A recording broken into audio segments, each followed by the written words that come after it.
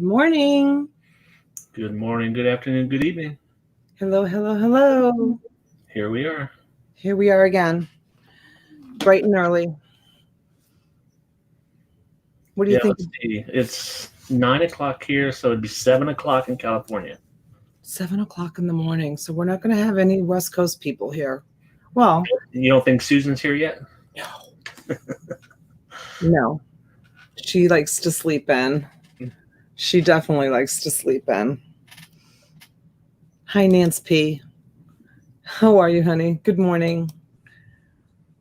So it's really quiet in the room right now. It looks like everyone has slept in this morning. Everybody slept in. Let's see who comes. Let's see who shows up. Did you have your coffee yet? I have some soda here. Oh, no. You drink soda in the morning? I don't drink coffee. So. You don't? No. Oh, my God. Never got into the habit. Coffee's part of my DNA. Hey, Kim. Thanks for coming in. Good morning.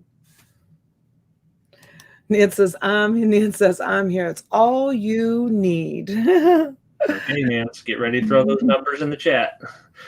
Hey, Amy. I'm awake. No coffee. Go get your coffee, honey. Good morning, Suzy. Oh, Suzy has a new picture. What was it before? I don't know.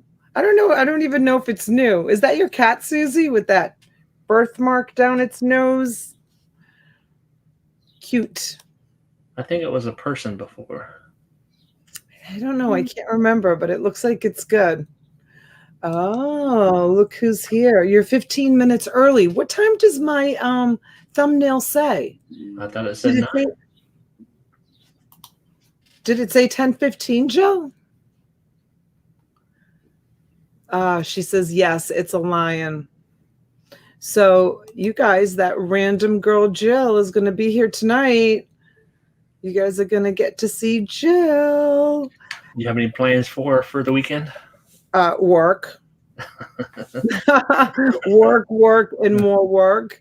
I mean, we'll try to sneak out and do, something because, the cottage is in pretty good shape, but Jill knows how much I work. She definitely knows. And, if anything, I'm hoping to I didn't get the bags from that Boca Raton clean out. I'm hoping that they come today. So if they come today, Jill and I will be going live and going through them. I guess that's what we're going to do. And maybe, just maybe, she'll bring her scissors and I'll get a haircut. Oh, yeah. It's been a while. It's been a while. The last time she brought scissors, and we went live while she was cutting it. It needs to be trimmed again. I kind of like it on the shorter side. Let's see who else came in. Aimee, hello. Right? We said hi. Mrs. Anonymous, your order went out yesterday. I'm pretty sure that you got the tracking numbers, and I sent you a little note, I think to your email and possibly to your PayPal invoice as well. Christopher, T was just asking about you yesterday. I hope you're feeling well. I haven't seen you in the chat. I hope that you're feeling okay. It's good to see you, Christopher. Thank you for being here. Glenn's in the house. Hello, Swamp Picker. Lindsay Ann, hi, honey. I hope you like what I sent you. Your package went out also. Junebug, hi, sweetheart. Good to see you. Your 30-minute notice came up 11 minutes ago. That's what you said, too. Maybe I said it for 10:15 instead of 10 o'clock. No, I think mine said 10. Let me see what it said. The countdown went down to 0 before we went live, so. It says, oh, it doesn't say. It just says that I'm streaming. Yeah, it doesn't say. It doesn't say what time. Oh, well. That's okay. People will get the notification that we're live and they'll come in and have coffee with us. Hi, Dora. Let's see. Let me move this out of the way and say hello. Hey, Dora. Hi, honey. Mr. Turtle Trader, good morning, sweetheart. You guys' team made it home safe and sound last night. And now she's going to have rain all day, it looks like. In New York? Yeah. Is raining? Jill says awesome. She wants to go through stuff. She's a hustler, you know. She works. Like, she worked so hard when she came out here that last time. She definitely worked really hard. Well, that's what people have to expect when they come to the cottage. I know, right? The working cottage. Christine. Good morning, Ruth Bond. Good to see you. Stitch It, working from the cabin. Oh, you're still at the cabin? Awesome. She's got a cabin on the lake, but she works from there too. On your lake? No. Whatever state she lives in, which I should know what state she lives in because I shipped to her. But if you want to put the state and Stitch It, you can. Hi, Suzy. Donna, I thought of you this morning when I woke up to plumbing problems. Oh, no.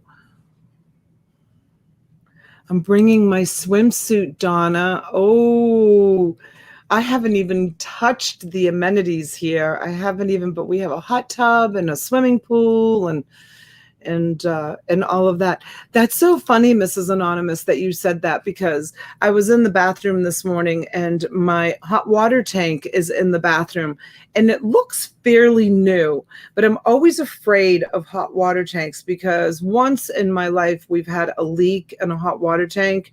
And I know you know, there's a way to turn it off, you know, if it leaks, but if that hot water tank, I mean, it looks kind of new, but I almost want to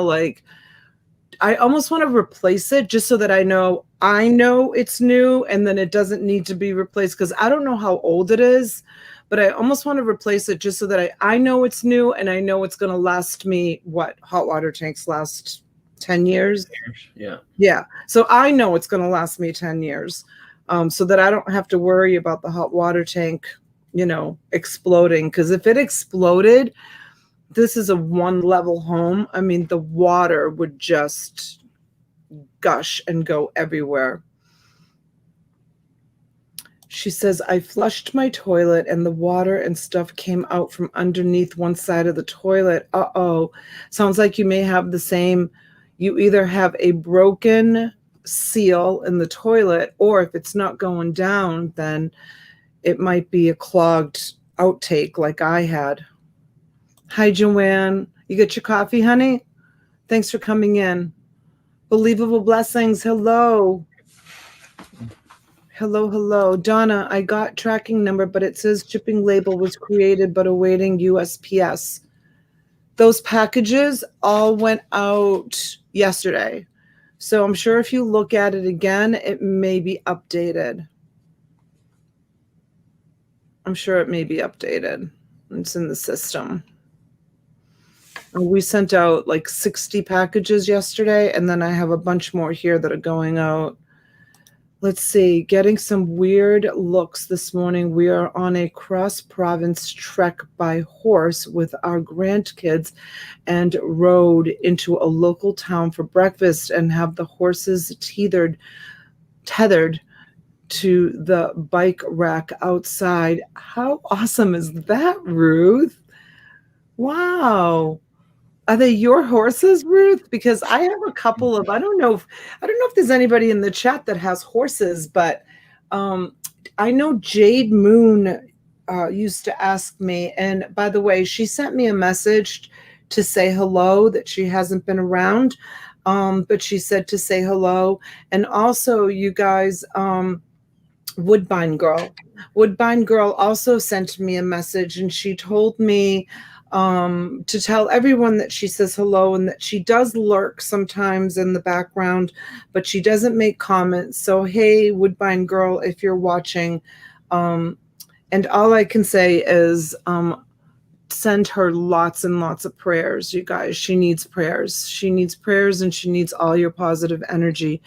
And this girl is, when I tell you, so positive. Even though she's battling what she's battling, she's very, very positive. So definitely send out some prayers to her. I went to wipe it up, and the previous owner had the toilet bolt just sitting in the hole in the bolt, but it was not screwed down. Ah, okay. I'm surprised it lasted that long, that you didn't have a problem. There you go, Mrs. Anonymous. If you're I meant to say Woodbine Girl. Sorry. Yes, but best of luck, Mrs. Anonymous. She says, yes, our own horses ride until we sell them in the fall. Oh, wow. So interesting. That is so awesome that you're doing that with the grandkids. That is so awesome. But I have, yeah, like I said, Jade Moon, I think also has horses. I have 2 like horse masks. One is brand new, in the package, and the other one's outside of the package. It was one of those things that I was like, oh, should I post it? I didn't even look them up. I don't know how much they're worth or what they sell for, but if there's horse people in here or resellers, perhaps I will bring them. You have a horse mask? Yeah, it's a horse. What was that? It's like a canvas and mesh thing that goes. I've seen it in horses. I've seen horses wearing them. I think it has spots for the ears too. And I think it keeps the flies out of their eyes and out of their mouth and stuff. You know how flies are always like around horses? Yeah, for sure. I think it's a comfort mask. For horsefly masks are fairly cheap. It all depends on how well they are made. Okay. Well, I'll show them to you guys, and if there's anybody out there that has horses that wants to bid on them or wants to buy them for. Jean-Pierre Bongiorno, hello. How are you, my friend? Thanks for coming in. Donna Leon says, I'm going to watch a good film later. Oh, enjoy, Leon. I'm glad that you're taking a break from fixing the house. Yes, Mr. Turtle Trader says like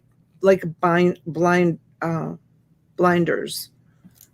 Good morning, Wonder Woman. I'll be listening while getting things together for my site. It's been like forever. All right. I don't know if she meant sale or site. Maybe she's having a sale. I don't know. I touched something and my finger is like, I don't see anything. I don't know if it's like a tiny, tiny splinter or a sliver of glass, but my finger's like swollen and red and it hurt. Oh, yeah. Get your little eyeball and look in there and see. I know, right? You don't see anything. Probably glass in if you can't see it. But boy, I'll tell you what, it hurts like a son of a gun. My father used to say that all the time. Everything was son of a gun, son of a gun. Do you guys know that expression? Do you use that expression? I don't use it, but I hear it a lot. I'm going to watch Games of Thrones. Is that a Marvel thing? It's it's a series. What was it, HBO? I have no idea. I don't watch TV. Seven seasons of Game of Thrones. Heather, thank you for the nice message last night. You're so sweet. It was very, very nice to hear from you.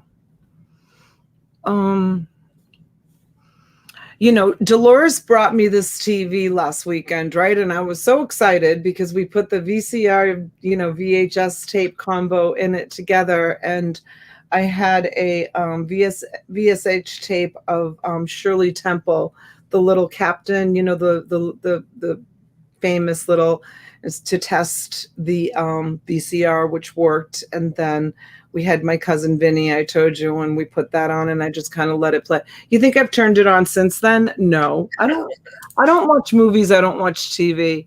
And then I have this surround sound system that I said to my son, I said, why don't you hook it up to the TV, the surround sound? He's like, my son looked at me and he's like, why don't you just get a Bluetooth speaker if you want to I said, yeah.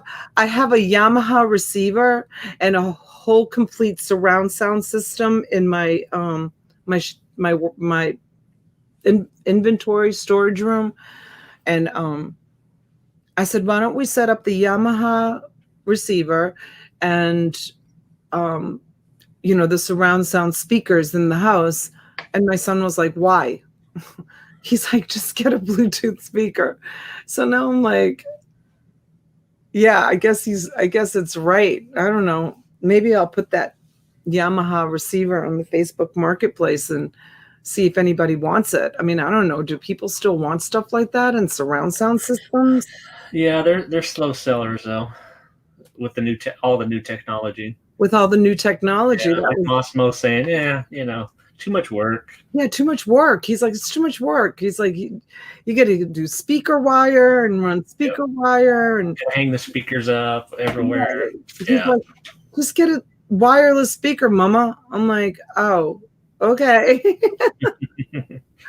So I want to get it out of here. I don't know. And it's so heavy. Yeah. That Yamaha receiver, it's literally this big. Yep. And like this big. And it's got to weigh 30, 40 pounds. Yeah. I buy them all the time. There's still a market for them. Is there? Yeah. It's getting smaller all the time, but there's still one there. I don't know. I don't know what to do with it now. I want it gone. I want it off the shelf. I think I have 2 receivers. I have like a whole shelf of electronics of stuff that's like needs to be tested or I have about 2 pallets worth of that stuff. You do? Oh yeah, I just keep buying it and stacking it on. I'll get to it one of these days, Because I've sold a lot of electronics, but it's a process, like you say. You got to test it and clean it and list it, and it takes a while, especially the testing part. It can take a little while. You know what? I think I'm going to load it all into the truck and bring it down to Jethro's. The nonprofit. I support 2 nonprofits, Jethro's and Heart of God Missions. I think I'll give them to Jethro's. I don't think Heart of God Missions does mostly like clothes and shoes, and she's the one I gave the blessings bags to. She feeds the homeless here in West Palm Beach, where Jethro does.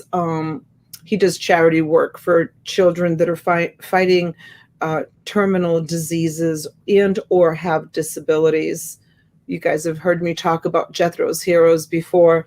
He has a thrift shop, and I donate to him things that I don't want to bring to auction, or if I buy a storage unit or an estate sale, if there's like big furniture or something, I give it to Jethro's Heroes. And they're 2 partners that own it, and they dress up as and then they have women too that volunteer, and there's other men that volunteer too.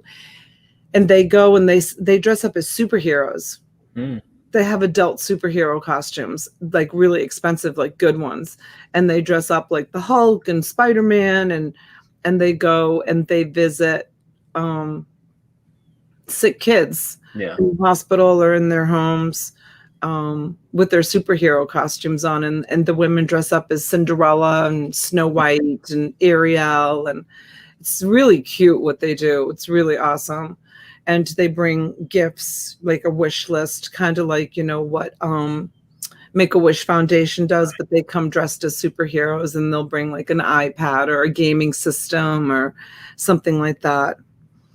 Stitchett says, my daughter bought me a Bluetooth speaker for Christmas. She showed me how to use it last weekend at the cabin. It works great, very portable. Sold my old surround sound on Facebook Marketplace locally. Yeah, the kids all have Bluetooth speakers too. The sound is amazing. I even have an old Bose wave stereo thing on the shelf, which I think takes the old iPod thing. That stuff is probably like obsolete now. No, but Bose will sell. Anything with Bose name on it will sell. It's like Sony. If it says Sony, it'll sell. Oh, Jean-Pierre is saying that he wants to say hello to you, to the man with the glasses, but he doesn't know your name. His name is Shriker. See, I think we're going to have to put little name tags down there again, at least for the Christmas event. Hey, Kevin. Good morning. Welcome in. Erica Casey, thank you for being here. This is Anonymous. Thank you for asking. And my shoulder is feeling great right now. Thank goodness. I have not needed to call the doctor, but the kids have been doing all the lifting. I'm trying to baby it as much as possible, not to aggravate it. I'm being very, very careful with it. Let's just say that. That's Just good. That's what you got to do. I know, because I don't want to damage it any more than it is. So like yesterday, I lifted nothing that was probably more than 5 pounds. I had the kids do all the lifting for me. I had 3 of them here yesterday, all day until probably 7 o'clock last night. Misty's Treasure Chest. Hello. Welcome in. Good morning, Jean-Pierre. Hello. Shriker just dropped the link to Christmas in July. I have to remember to do that thumbnail today. I'm going to do it. It's not a link yet. It's just a reminder. No, it's a reminder. Yeah. Christmas in July, you guys, is going to start on my channel on June 24th at 9 a.m. And from there, we're going to go to Mr. Buys a Lot. And from Mr. Buys a Lot, we're going to go to Tees and then back to me. And then we're going to be off air from like 1 a.m. until I think 9 a.m. the next morning. And then we're going to resume back on Brian's, is it? Okay, resume back on Brian's. And then is it ending on my channel? No, it's ending on Brian's as well. It's ending on Brian's as well. Yeah. Hi, Froggy. Welcome in. Mr. Jonathan Roseberry. Welcome in, sir. So glad that you're here.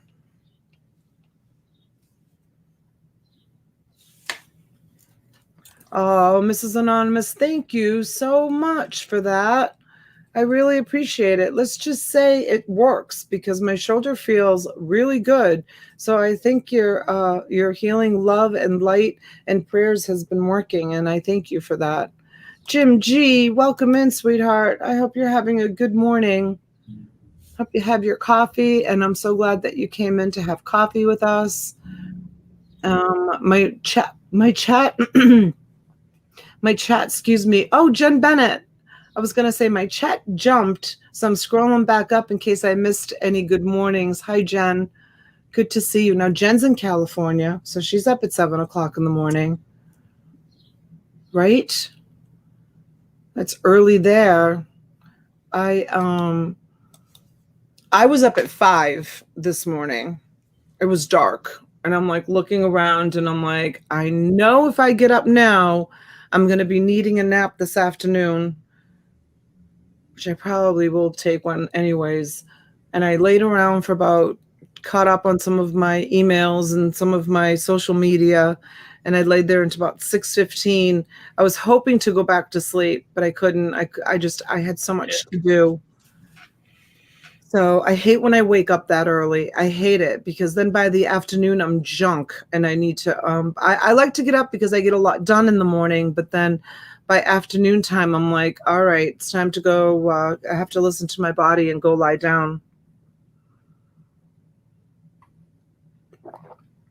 I put on 10 cups of coffee in my coffee maker, and I drank the whole entire pot. Already today? Yeah, this is the last of it. That's crazy, ridiculous. But you know what? The cups on a coffee maker, you guys, they're not like true cups. Like this is probably equivalent to like 3 or 2.5 cups on the scale of a coffee maker. You never drank coffee? Nope. No? Tried it when I was young and just never got attached to it. And so I just don't do it. Now, you guys put me in the chat if you drink coffee. I want to see who the coffee drinkers are in the chat. Write me if you're a coffee drinker. I never got attached to soda. Every once in a great while, I'll have a A&W root beer. Mm-hmm. And to me, hi, Stephen, the reseller. Good morning. Kim drinks coffee. To me, drinking a root beer is like having a piece of cake. It's like having a dessert. Because I don't even take sugar in my coffee. I do take coffee cream. Jim G says, me. Nance P, me. Mrs. Anonymous says, I love coffee. We used, Yesterday morning, I was telling everyone that I made coffee ice cubes, and my daughter made them yesterday. She made me when she was here. We were here working. She went and made iced coffee because I keep iced coffee in the refrigerator all the time. Like I'll make a whole pot of coffee, then take the craft off, let it cool down, and then I put it in a container and I keep ice, for cold coffee so that we can make iced coffee. So when she saw the coffee ice cubes, she got so excited because I don't know, I've never made them at home. We have an automatic coffee maker at home, and here I have kind of like an old-fashioned refrigerator, so I have to use ice trays to make ice cubes. And she was like, you would have thought she's discovered America. She was like, coffee ice cubes. This is Angelina. She's like, oh my God. She's like, that is such a great idea, Mama. I'm like, honey, I didn't invent it. She's like, oh my God. She was so happy that I had coffee ice cubes. It was so cute. When do you use that? You make your coffee so it's hot, and then you put the cubes in it to cool it down? No, what I do is I make a pot of coffee, and then I take the coffee craft off the coffee maker and I just leave it on the counter and let it cool down to room temperature. Excuse me. And then I put it in this just a liquid container holder that I have for the refrigerator, and I put the coffee in the refrigerator so the coffee's cold. It turns cold. And then she we have these really tall, beautiful glasses, and she put the coffee ice cubes in it and a straw, and she's so cute. I didn't even have to tell her to go do it. I was invoicing away and shipping, and she went over, and she probably knew Mama would love a nice iced coffee right now, and I didn't even say to her, go make iced coffee. She just went over and made it. She's such a good kid. You see what Beetlebug says. So thoughtful. Iced coffee, yuck. Coffee is supposed to be hot. Oh, I love iced coffee. In Italy, they have, and you can have it in the morning. They call it caffè con panna and a brioche, which is it's like if anybody's ever been to Italy, you guys probably know what I'm talking about. If Nancy was here, she would know because she's traveled all around Europe. It's like a granita. Jade Moon, there you are, honey. Hello. I was just talking about you, telling everyone that you reached out to me. Granita is like shaved ice crystals. It's like coffee, but it's kind of like slushy. It's like a slushy, like shaved crystals of coffee. It's called granita. And what they do is granita with panna, and they put Jean-Pierre probably knows what I'm talking about. And they put a beautiful homemade whipped cream on top of it. And then they serve it. And this is what they have for breakfast. This is like your breakfast. Like in the United States, we have pancakes, eggs, and they don't do that in Italy, unless of course you go and stay in an American resort like the Marriott or the Hilton, or then you can get an American breakfast. But if you just go take a stroll downtown and you go into an authentic cafe, you get this shaved espresso. Hi, Michelle O, welcome in. Just shaved espresso with the panna, which is homemade whipped cream, and a brioche. A brioche is like a sweet bread, and it has kind of a knot in the middle of it, and you tear off the knot and you dip it into the whipped cream and into the coffee, and that's how you that's your breakfast. Hi, Elsie, welcome in. There's so many variations of coffee and so many choices. I would just be confused now if I was to start. There's so many different ways you can have it. Yeah, and then I also love, there's Cuban coffee, which is like espresso, which is absolutely delicious. I love a good Cuban coffee, and it's literally jet fuel. Oh my God. Talk about talk about a caffeine high when you drink an espresso or a Cuban coffee. Do you get like a caffeine high when you drink soda? Not anymore.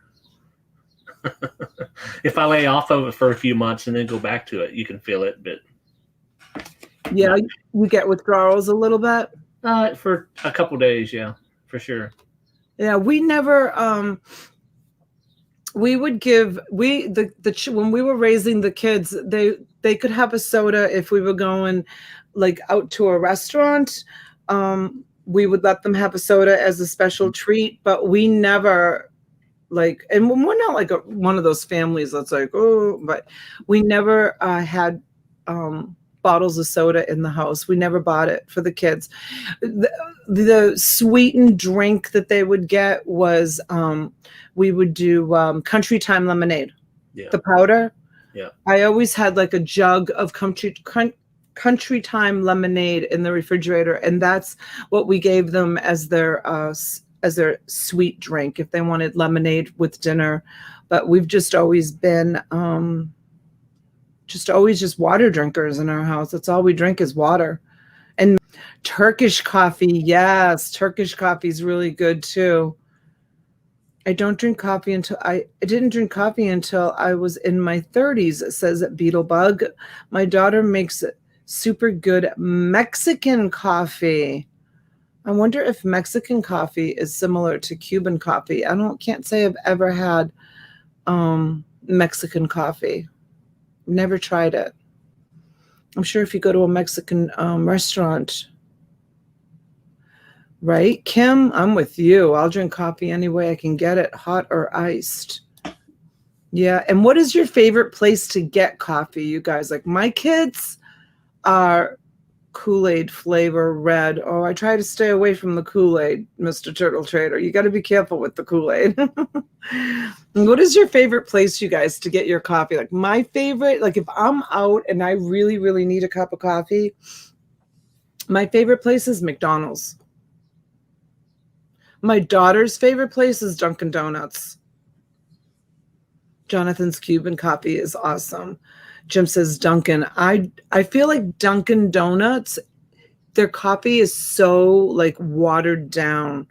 I hate Starbucks. Starbucks to me is like it's burnt all the time. Scooters.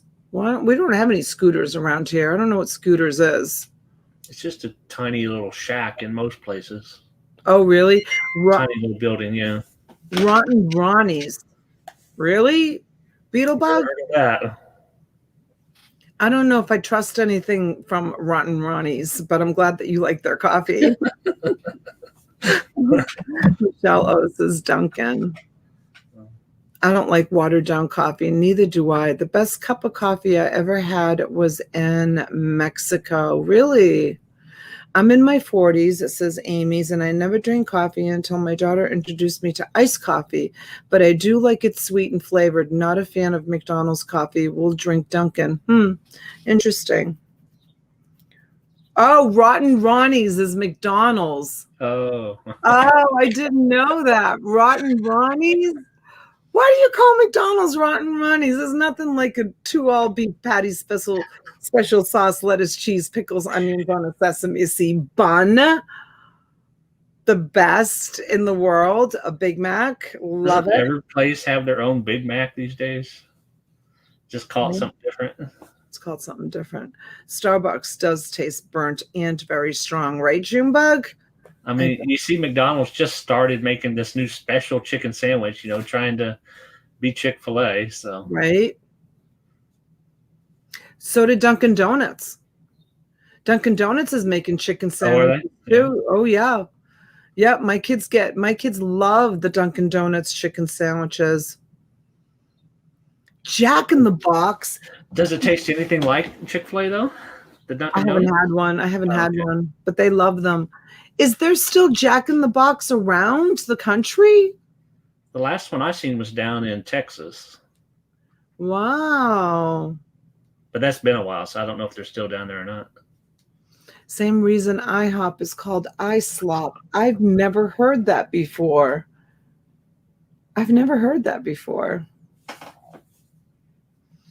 Read the coffee container and the suggestions how much coffee to use to make coffee. Surprises most. I love McDonald's mocha coffee. Yum. I don't like flavored. Asma, where have you been? We needed you the other day. When was that? Yesterday? For that dibble lot? Yeah, we had this thing. We didn't know what it was. Asma. Oh, we knew what it was. You just didn't want to, say what it was. I don't believe that it's what it was. 10 people in chat said it was too. Frank Perez said what it was, and he's a cop, and he knows. Exactly. I've been here. Were you here yesterday morning? What was it? It said made in Italy on it. It was about this big. It had a flat edge. I don't think I shipped it out yet, but it's in the shipping room. Had a spoon on one end. Had a little spoon on the other end. Had a little scoop spoon on one end, and then it had a flat piece on the other end, and then inside the same Coke spoon, and inside the same box was a clear little box, and the sticker on it said cocaine testing kit. But there was nothing inside the box. Jade Moon, that's what I drink. 8 o'clock coffee. That's all I drink. No, Michelle. Oh, it wasn't a pipe. It was, and it said made in Italy on it, which really surprised me that it said made in Italy. There weren't any razors with it, but no that's the only thing that was missing. Yeah, the razors were missing, and so was the straw. Right? Yep. And so was. But it had the mirror with the box, so. The mirror was on the box, right, Beetlebug? Yeah, quick test kit, right? Yeah, and Ozma, it came out of a gangster's unit. Straight up gangster. Oh my God. Like the stuff that we found in that unit. Let me just put it to you this way. It probably would have been a really great video, but I never uploaded the video because of the stuff that I found in there. I just didn't want to put it out there on YouTube. I don't upload a lot of videos of I don't upload a lot of videos of stuff that I find or buy for a couple of reasons.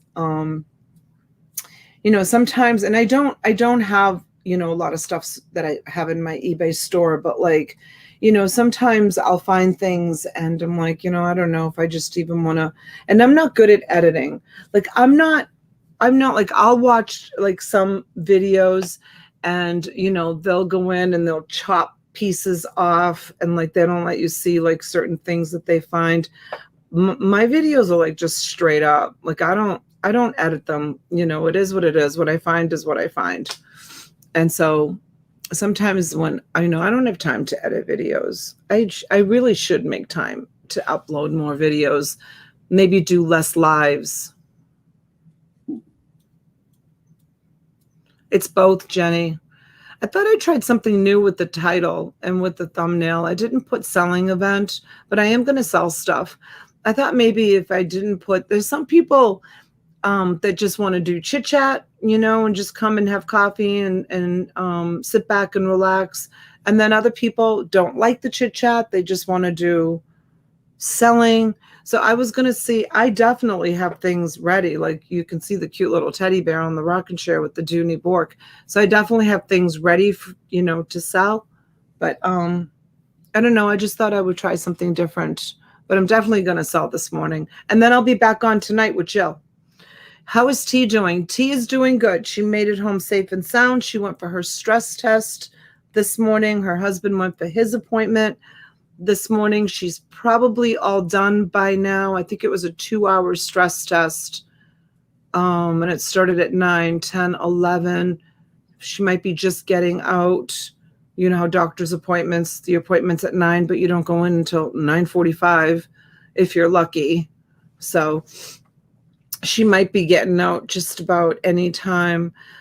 I'm sure she'll come in just to say hello Well, that sounds interesting for sure, Ozma says. I was working, sometimes I just play and you get the watch hours. I just play you so you get the watch hours. Oh, awesome. Yeah, stress test. Remember Scarface? Don't use your own product. I watched Scarface a long, long time ago. Is that what he said? Yeah.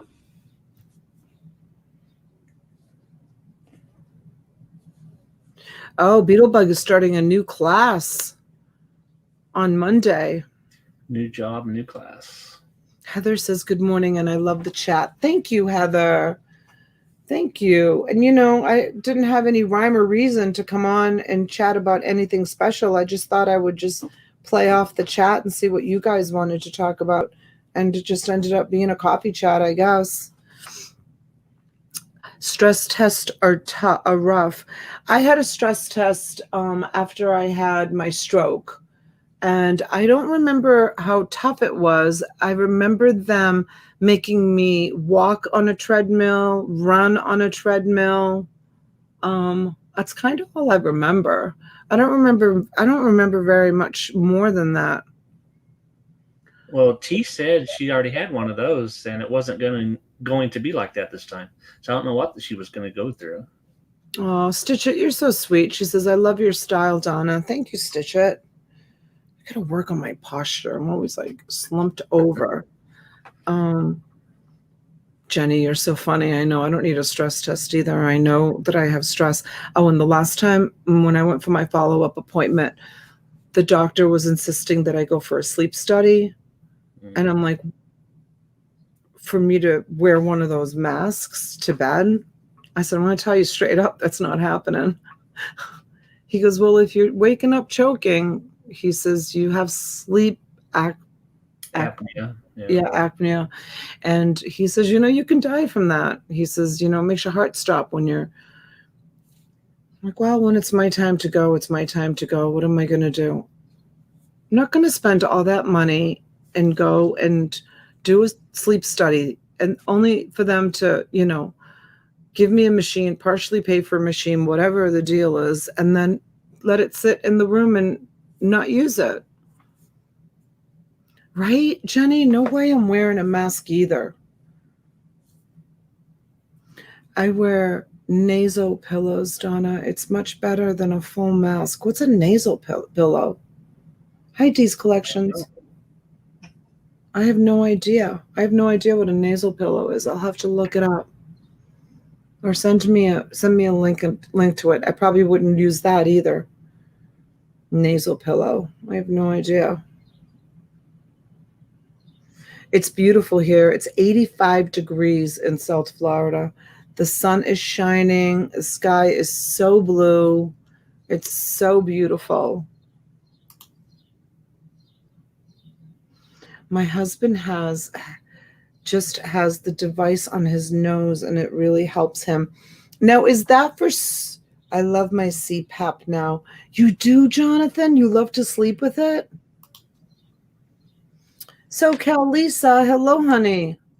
Try to sleep with your head propped up, not to restrict breathing. It's interesting that you say that, Lisa, because I sleep like in the fetal position. I sleep like all curled up. I love sleeping all curled up. I like bring my knees up like really, really close to my body. And I sleep with my hands on my pillow, and I like literally like curl up when I sleep. I don't like sprawl out when I sleep. I sleep like in a little ball. Probably why I constrict my breathing, because I'm all curled up into a ball. They recommended one for your mama and she refused it. Agree with the nose pillow. Christine O'Brien, good morning. My husband has one, and it's the best thing ever happened to me. Oops, it skipped. Where is it? Best. He snores so bad. See, I don't snore. I just, like, once a month, maybe once every 2 months, I wake up choking. Does that ever happen to you? It does? Yeah. Where you're like, Yeah. And you can't, like, the only way I've learned to make it stop is holding my breath. If you hold your breath, it calms it down. But I'm like, I have to like literally get out of bed, and like I'm on the side of the bed, excuse me, and I'm like, like, and I can't breathe. And my husband's like, "Are you okay? Are you okay?" And I'm like, and I'm trying give me a minute. I talk to you right now, like, just give me a second. Are you okay? Are you okay? Love your YouTube channel and your personal style of chatting and selling, Donna. Stitch It, you're so full of compliments this morning. Mwah! I love you. Thank you. Thank you. You're so sweet. I reluctantly wear a CPAP because my oxygen saturation drops at night, and my doctor said that could stress and weaken my heart. I'm not even 50. So I'm doing what I can to help my body. Yeah, Aimee, that's important. Cricket, good morning. Right, Elsie, I agree with you. That may be more anxiety related, not sleep apnea. I don't have anxiety. I don't have not 1 ounce of anxiety. I don't. I know anxiety because I had anxiety in my early 20s. I had really bad anxiety. But right now, as an adult, I don't have anxiety. And I've talked about this before. I don't have anxiety. I have sadness, which people say leads to anxiety. But, you know, I know anxiety, like those full anxiety, like panic attacks. And I feel so bad for anybody who has those because I've had those and they're awful to experience. But I can honestly say I don't have anxiety. I have sadness and I have nervousness. So I do get nervous. Like little things. How is the nervousness different than the anxiety? Well, anxiety, you have, with anxiety also come like panic attacks where you feel like you want to jump out of your skin and you feel like your skin is like literally crawling on you. Like that is an anxiety attack. That's how my anxiety attacks felt when I had anxiety attacks. Nervousness is like just being really concerned and nervous about things. Like I have nervousness. Like I worry about things before I need to worry about them. If that makes any sense. Oh yeah. Yeah. Like, yeah, like I'll think of a situation that comes up and I'll be really, really nervous about it. You can have anxiety without panic attacks.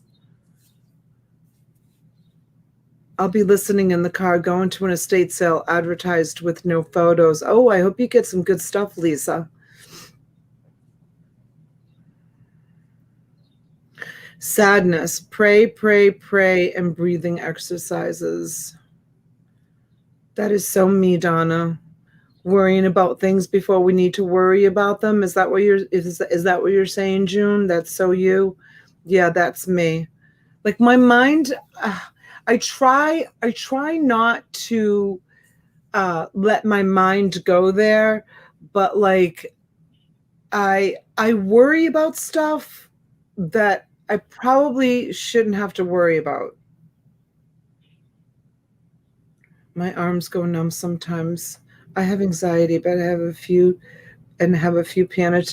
Kim, I'm sorry, honey. That's awful. Anxiety and panic attacks are the worst. The worst. I kind of like talked myself out of them. I went to, when this is like literally in my early 20s. I was probably like 21, 22, not really knowing what I was going to do with my life, and didn't go to college. And I started my first business. It wasn't doing well. And I used to have panic and anxiety attacks. And I like took myself to the emergency room like twice because of my anxiety and panic attacks. And the last time I went to the emergency room, because I couldn't control my anxiety, I couldn't talk myself out of it. And it was an awful, awful feeling. And the last time I went to the emergency room, the doctor said to me, I think back then, I'm talking many years ago, 30 years ago, 35 plus years ago. I think back then they gave me like a Valium to calm me down. And in the emergency room, and then just once I chilled out and calmed down, I go in there crying. I don't know what's wrong, and blah, blah. And the last time I went in there with a panic attack, the doctor said that this was the last time he was going to treat me, and that I had to go see psychiatric help. And if I ever showed up at the emergency room again, that they were going to admit me to the psychiatric ward. That was the last time I went. It stopped at that, didn't it? Scared the crap out of me. Listen to waves, yeah. And I worry so much that I may hurt someone's feelings with my actions or words. I am not a mean person at all. I know, June. I have those same struggles too. And I'll be honest with you. Recently, I hurt someone with my words, and I meant it to be playful and like a joke, and that person took it to heart. And unfortunately, I think I've lost a friend because of it. And I've tried to explain myself, but there's no explaining. So I feel you, June. Sometimes I say things, I wear my heart on my sleeve, and sometimes I say things that are maybe shouldn't be said, or, I don't think twice. I don't think twice before I say things. Let's just put it that way, or what the repercussions of my words, how it may affect the person that I'm saying them to. It's one of my downfalls. I've done that before. Sounds like those doctors needed to be in a ward themselves, right, May? Listen to the waves. Yeah. What I did to help my anxiety, and I actually recently, not so recently, maybe 5 years ago, helped another young woman who was battling a little bit of depression herself and anxiety. So what I did was I lit a candle, and way back then, I don't even know if we had 35 years ago, nice smelling candles like we do today. I think we just had regular candles. I don't know. Do you guys remember nice smelling candles 35 years ago? Or is that's something like kind of new-ish, nice smelling candles? Years ago, candles didn't have a smell. They just were a candle. And so what I did was I would make myself a cup of tea in like a big bowl, and I would light a candle, and I would just smell the tea and drink the nice warm tea and watch the flicker of the light. I think watching a candle or the flicker of a light is very soothing to people. Have you ever sat around a bonfire and people are having conversation, and very rarely do people have conversations when they're sitting around a bonfire and actually looking at themselves conversing. You're usually having the conversation and your eyes are on the flames, the flickering flames of the fire. I think as human beings, we find a lot of comfort in a controlled burn. Of course, when there's a house fire, that's, terrible. You want to look away, but like a fireplace, it's so nice to sit in front of the fireplace and watch the flicker of the flames in front of a fireplace. Well, it's the same with a candle. Like when you light a candle and set it in front of you and just watch the flicker of the candle, I think it's very soothing and very relaxing. So if anybody has any, not that I'm like a professional psychologist or anything, but if anybody has any, anxiety or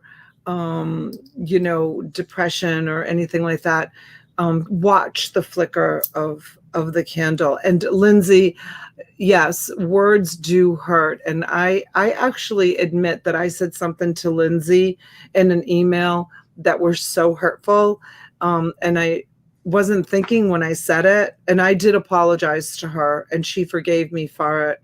But I said something that was like so stupid in an email. And instead of her saying, I'm done with you, I'm never coming back, she was strong enough of a woman to write me back and said those words were very hurtful. And I thought about it, and I reached right back out to her and I said, you're absolutely right. Like, I'm very, very sorry. And, I shouldn't have said what I said. And I even used myself as an example of, when I said what I said. And she forgave me and she came back. Thank you, Lindsay. Thank you for being a bigger person. Moni love, or eat an edible and chill. Yeah, I try to double and triple read my emails before I send things out. You do? Yeah. I know. It's in the heat of a moment of something, somebody sent you something and you're replying. You just kind of have to chill out and, give me a little bit before I reply to that. Yeah. Thank you, Lindsay. See, she wrote, she did, and I did forgive her, and it's all good. Thank you, sweetheart. I appreciate you being such a big person with a kind heart to forgive me. And sometimes people get hurt for even, the smallest things. Like, I can say that one of my old friends of mine got mad at me or was hurt because I don't make time like I used to be able to, chit chat with her. And the time frame that she's available to chit chat is usually when I'm shipping, and I don't like to talk on the phone unless it's quick conversation. And we've been friends since we were, 7 years old. And I kind of hurt her feelings too, because I was like, I said, Susan, I'm just too busy to talk to you right now. That's what I said. I'm too busy to talk to you right now. And those words, she was like, you're too busy to talk to me right now. I didn't think before I said it.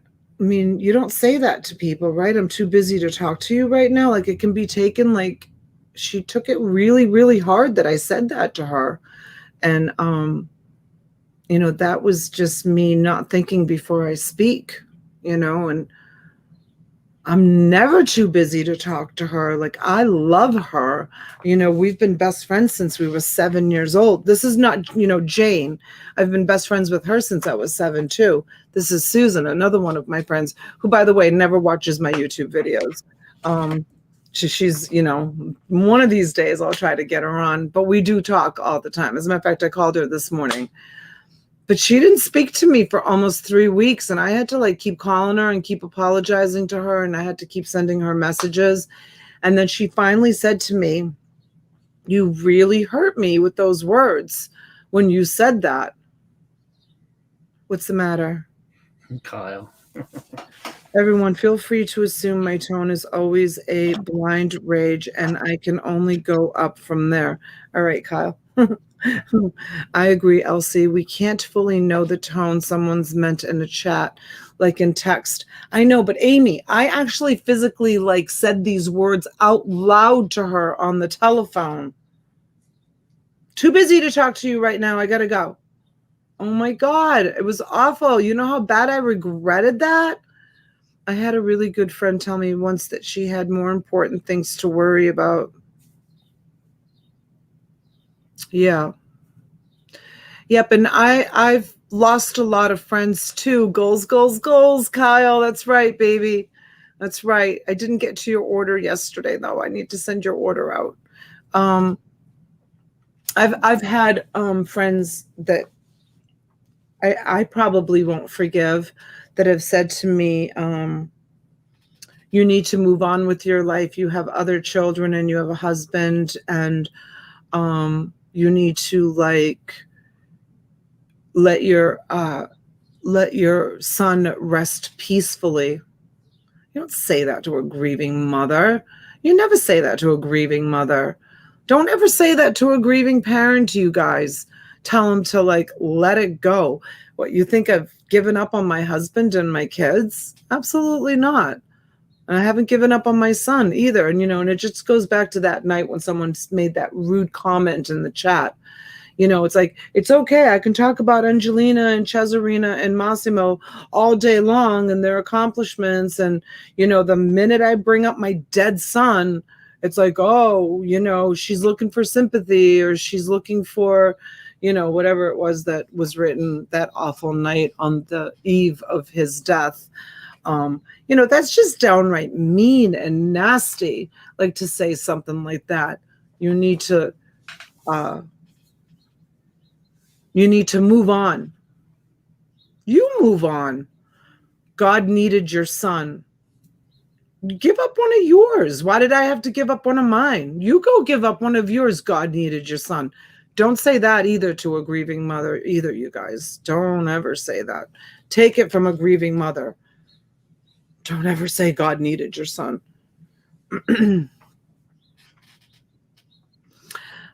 Bullshit. I lost my daughter. I talk about her when I want. Right, Elsie? Yeah. People, those harsh words, everyone grieves at their own pace, right? Which will be forever. There's not even a pace, right? It will be forever and ever. Erica says, oh my God, people can be just gross. I would never even think such a thing. I can't even imagine the loss of a child, right? Thanks, Elsie. Thanks for those kisses, honey. Yeah, people can be pretty mean and, not say such nice things. So, it's hard, not just, for me, it's my son, but there's also people out there that say, for example, never had children and their animals are their children. And I get that because I'm here so much. Like, I have all this inventory that came in and I can't bring Boston here right now, but I miss Boston so much because I'm here so much. I miss him terrible. But, some people feel like that when one of their parents die, even though it's normal and you're supposed to bury your parents, that's the normal cycle. Some people that have never had children or have never gotten married, their parents are their world to them. And one of their parents died, they grieve, a huge loss. So it's not just the loss of a child. It can be the loss of a parent too, and an animal, a great uncle who was like a father, it's, Terry says it's every single day. Yes, Terry, it is, honey. All right, you guys, what do you think? Should we turn this into a selling event? Every birthday that comes and their death dates too, and every holiday and every diagnosis date and every there's like so many dates, throughout the year that, my aunt passed away and the children right after the funeral raided the house with no consideration for their father. People can be so cruel. That's terrible. I could not have kids and always wanted children, grieved for years, and I got my fur girl almost a year ago and too much love. Heather, there was a video that I did, which again, like and it was a live video. It wasn't even like a pre-recorded video. It was that Gemini estate that I bought. And someone wrote in the chat, how disgusting of you to do the video and go through, should I take this? Should I take this? Should I take this? And, I thought about it afterwards and, I'm thinking about it now after seeing your comment. All that stuff was going to the landfill. It was all going to the landfill. The family said, give me a price. I gave them a price and said, take whatever you want. And that's what I did. And because I was like, take this, should I take this? Should I take this? What do you think, guys? Should I take this? Someone wrote in the chat something like, shame on you going in and, but they sold it to me. It's not like I was a family member and went in and, raided the place. So, yeah. I was in tears when that happened to you, unless they have experienced it. They have no clue. Right, Elsie? You wonder who's lurking and who did it. And the sad part is, we talked about this before, not to bring up like bad stuff. It's someone within our community that did that. It's someone that we know that hid behind a make-believe YouTube name. And that's the scary part. That's the scary part. That was not random. That was not a random person that came in. Like, we've had random people come in and say like stupid stuff, and we know that they're just trolls and random.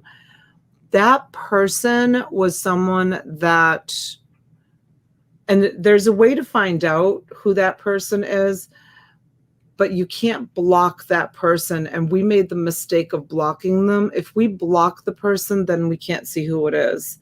But if the person isn't blocked, we can go back and see who the person is that did the imposter name.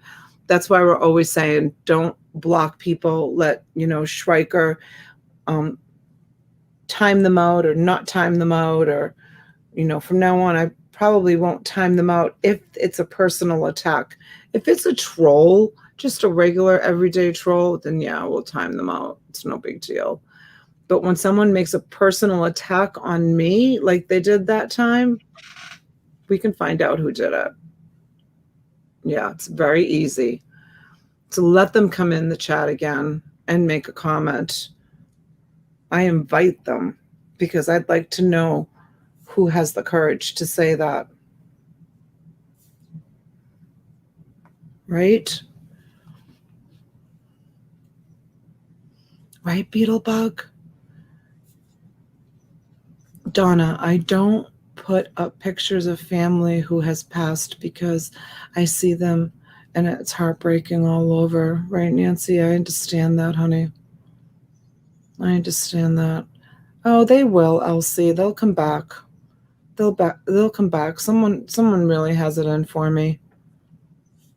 You know why? Because I go live every day, and because I sell, and because I ship, and because I invoice, and because I work so hard, and I buy estates, and I buy storage units, and I work so hard behind the scenes.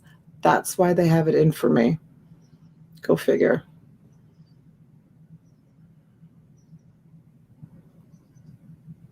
Yeah, I find it best not to think about certain things or get angry or depressed. Yeah, it's true, honey.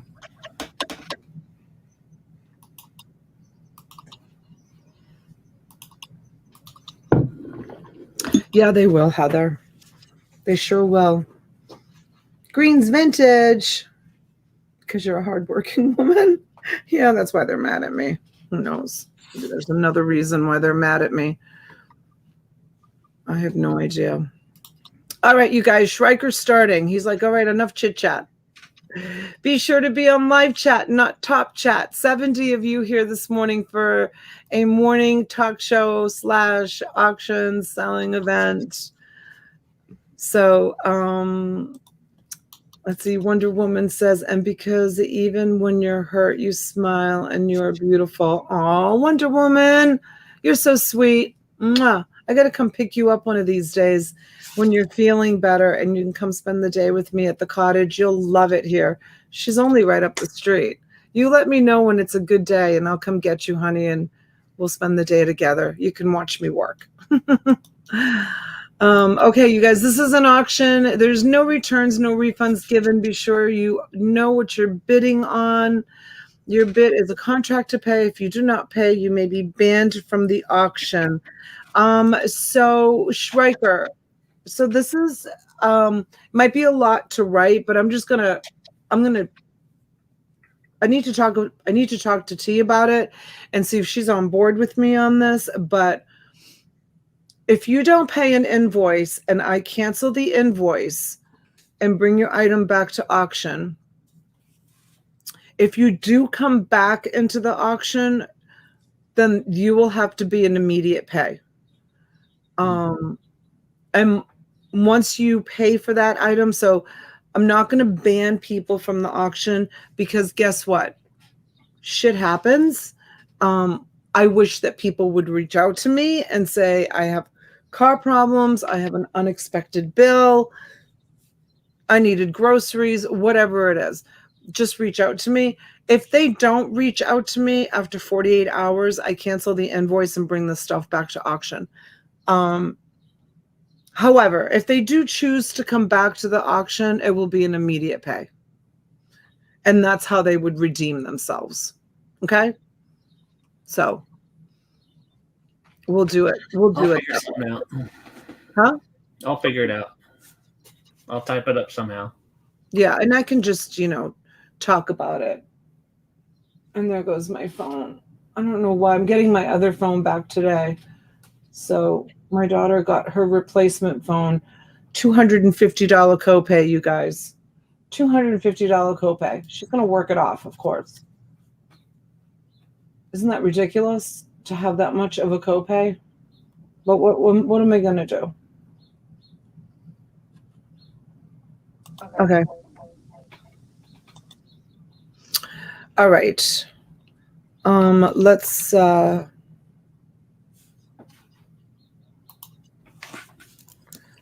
see where we are here.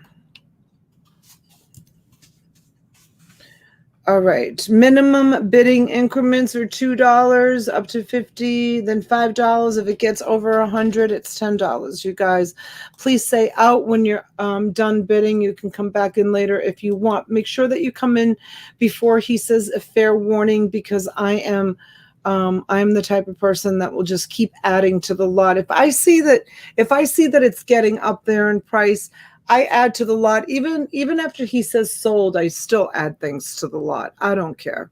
You know what? I share the wealth, you guys.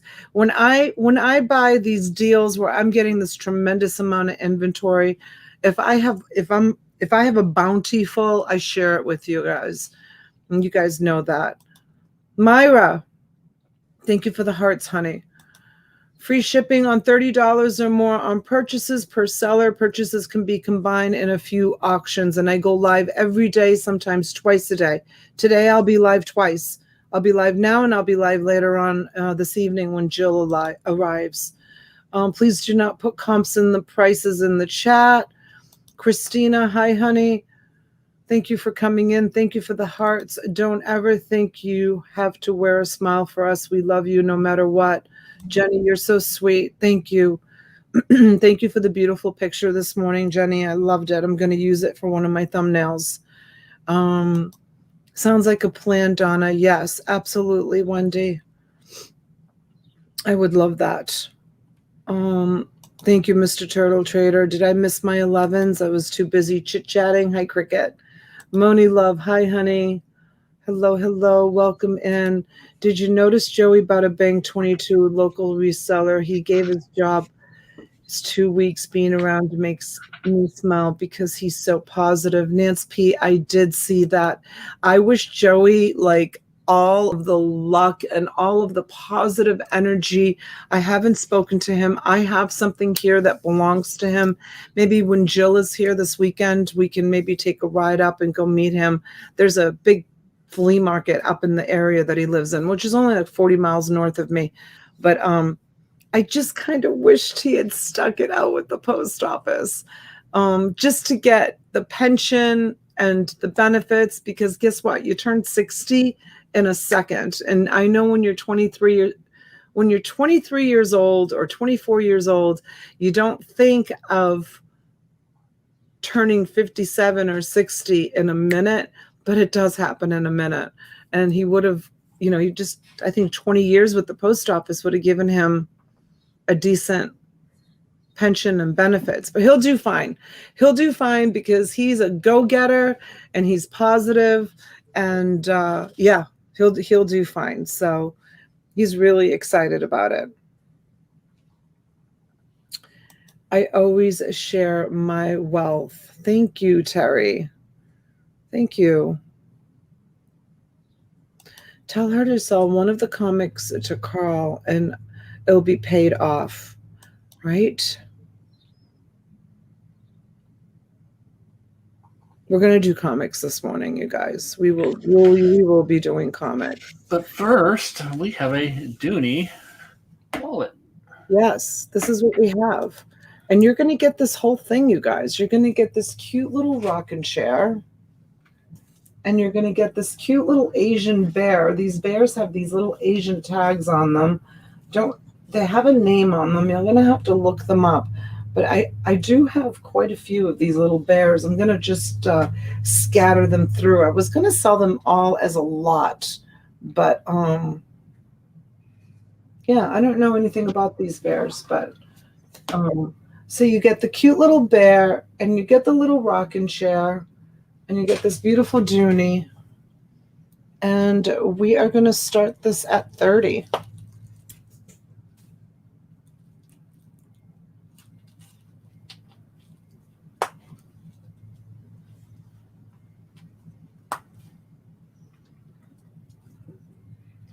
There's the receipt or the tag. Oh my, for a wallet. Brown tomorrow. $155 for this wallet.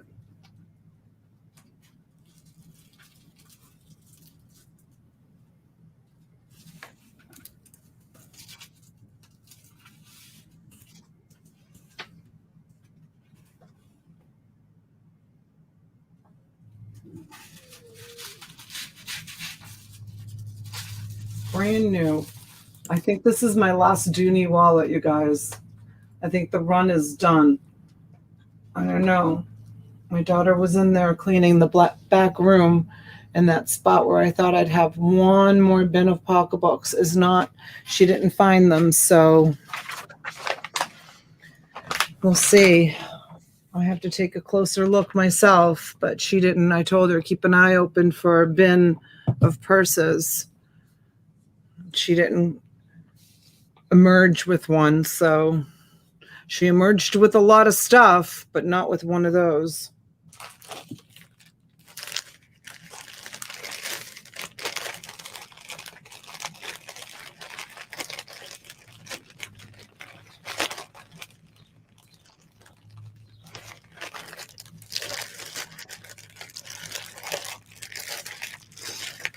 Kim is at 42.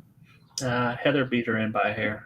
Oh, Kim, your cute little purse. My daughter, when she saw it, Kim, you bought that cute little Dooney, right? The plaid one.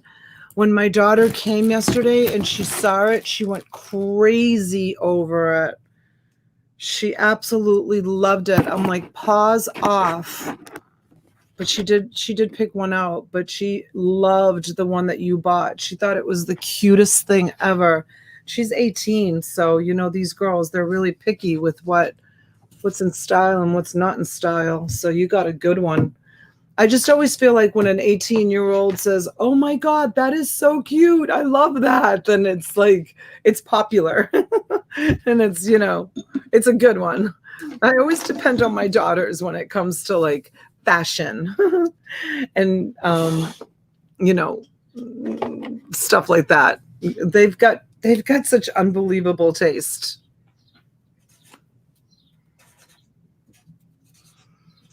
Oh my gosh, Chezzy, you guys, was so funny. For those of you that don't know Chezzy, she's my youngest. She's 17. She'll be 18 in October. She kept emerging from they do this often when they're here.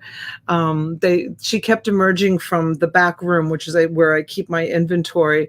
Like she'd walk out, and 1 minute she'd have a hat on, and then in another minute she came out with this big, huge muumuu dress on her, and then she came out with like a belt around her forehead, and oh my gosh, it was like she was trying things on like every 2 seconds. It was hysterical. There's so much fun to have here. We had such a fun afternoon yesterday. I had to yell at them a couple of times for dancing and singing. No, that's all they want to do is dance and sing. They just dance and sing through their life. They're so funny with their ukuleles. They love Picky Nikki sent the kids a ukulele, and they just love it. They love it, love it, love it. They have two. Sergeant Spork also sent them 2 ukuleles, but we have to bring them to the guitar shop to have them put together. And they can't wait to get them put together because they're kind of like raw wood and they want to paint on them. And they're both incredible painters. So we need to do that. We need to bring them and have them drop them off. I don't think that he'll charge me that much money to do it. I just got to find the time to do it. That way they can paint them. It's amazing, like the apps that are out there today that they just, like Massimo taught himself how to play the guitar with an app. And so did Angelina. It was like $100 for the app and you could use it over and over and over again. And he taught himself how to play the guitar. I feel bad for guitar teachers, you know? Now you can probably do it for free on YouTube. You willing to put in the time. I know you could probably get it for free, right? But Massimo found an app that he really wanted and we bought the app and it worked, man. I'll tell you what, he learned to play the guitar incredibly. Yeah, it was awesome. So we're going to need a video of the 3 of them playing together. Oh yeah, they're forming a band. Yeah. Yeah, the Bottolino band. Little late. They should have done it earlier in life, but yeah, they're practicing together and they're gonna go out and they want to get a van and they want to go and they want to go out on tour. And they want to go across country. And Angelina wants to play in volleyball tournaments and win grand prizes to support their journey across the country. And they're gonna live in the van and oh yeah, this is what they talk about. This is their future. 3 hippies. I've raised 3 hippies.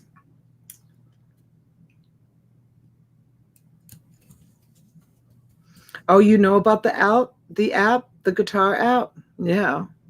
Casual Flipper. Good morning. Good morning. All right. Kim is out. Who was high bidder? Well, Heather Blackwell is now, but Suzy was, so we're waiting on Suzy. Okay.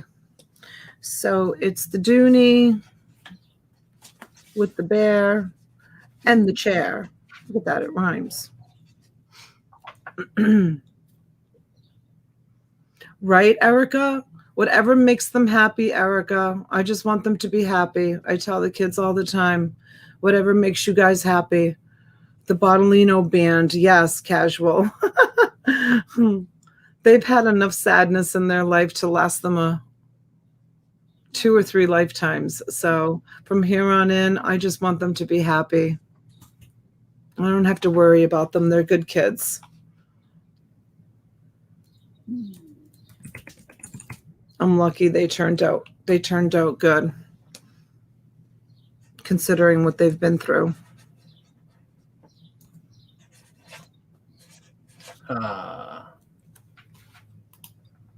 She woke up. Ah, Susan. Well. What do we have here? It's a little Dooney wallet with the teddy bear and a rocking chair, and we're on final warning. Susan, sorry. He's getting ready to call it. They can use that flipping skills that they've learned from you to make money on the road also, right, Mama Girl? Exactly. All right, let's sell it. Let's sell it. Let's sell it.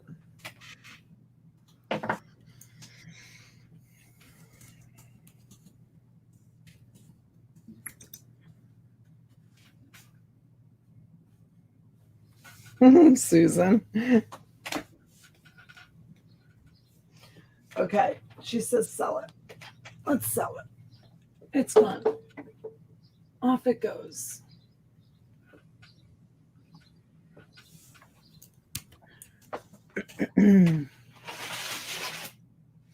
Okay, so this is a bucket of scarves and some old lingerie and things that a reseller would want. I think I'm going to do it all. I was going to separate some of the vintage stuff from the newer stuff, but you know what? I'm just going to sell it all together. So this is a vintage slip. Let's see, I'm going to lower the camera a little bit. There. This is a vintage slip. I'm not going to look at every single tag, you guys, because it will take forever, but you can see that it's old. And I don't see a tag on it. Estate. It's the woman's garment district union.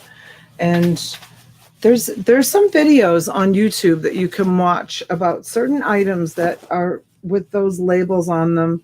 They have a following. I didn't know that. I learned that from.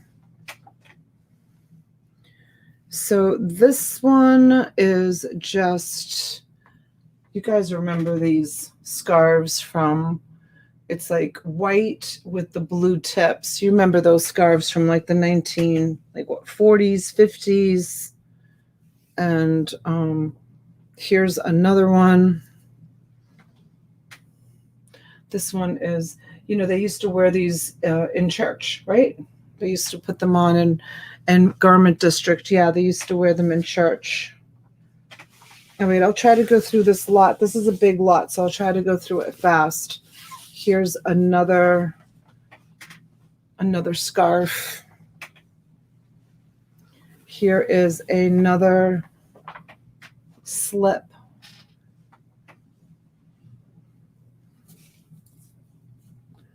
Here's another slip. Do women still wear slips? I don't even know. You probably would sell these to like movie set companies, theater sets. There are vintage linen sites out there. This is the real pretty one that I thought I would keep as decorations for my cottage because I love the colors of it.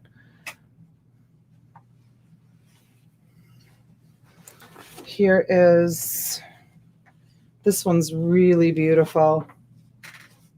Look at all the lace on that. That's a slip. It's beautiful. Hi, Nancy. What did I just say? If Nancy was here, she would know.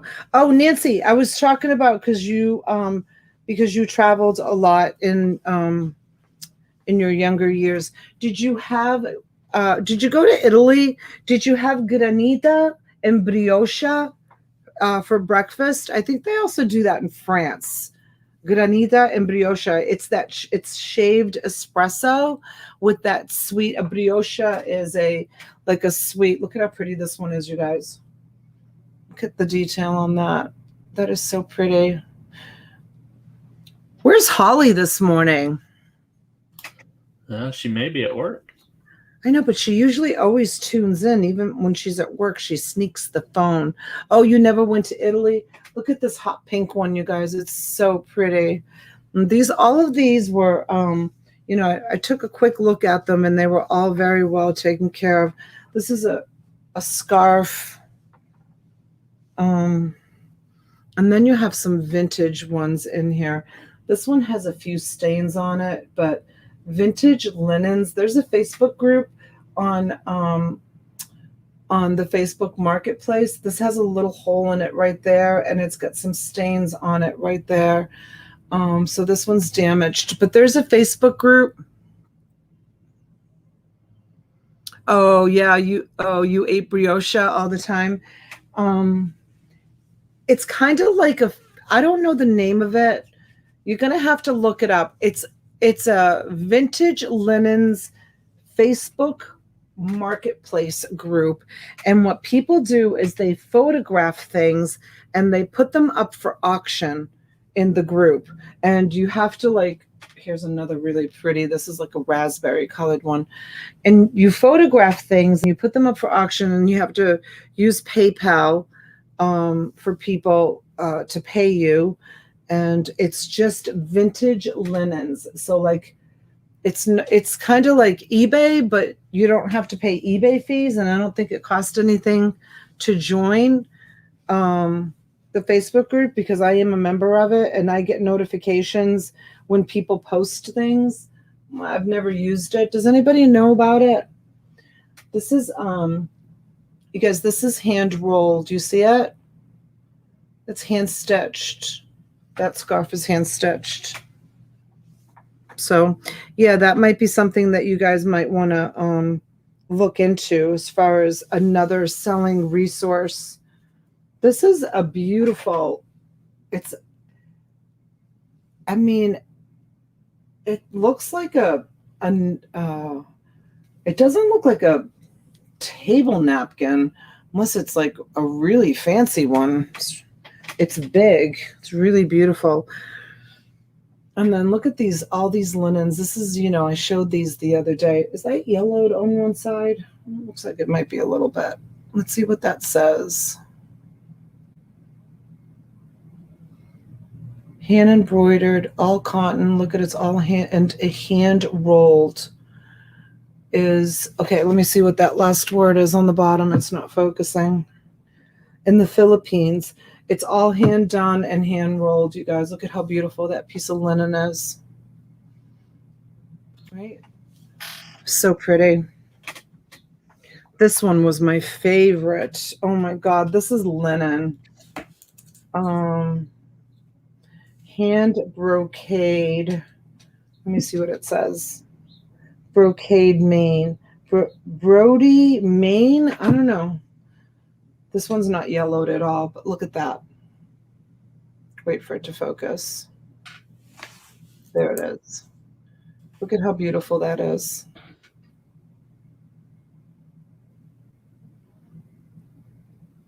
Gorgeous.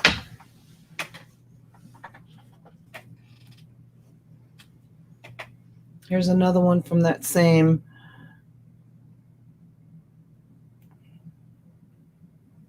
You think that's a designer's name?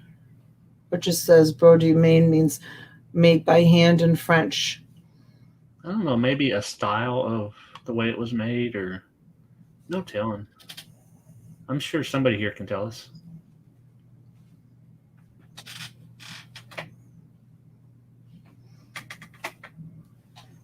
Stunning. Absolutely beautiful. What a gorgeous collection this is.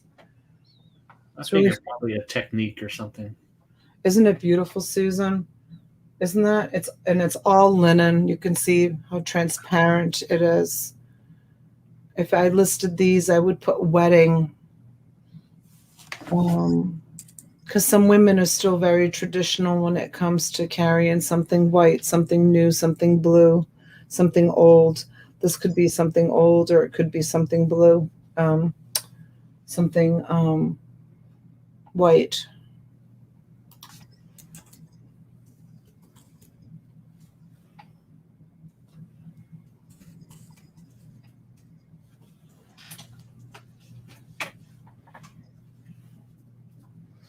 Here's another babushka. I don't know what they're called. That's what I call them. Babushka.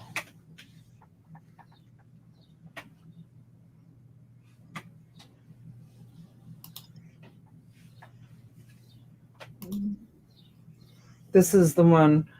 I just want someone to come and pick me up in a convertible, put this in my hair, and go drive around.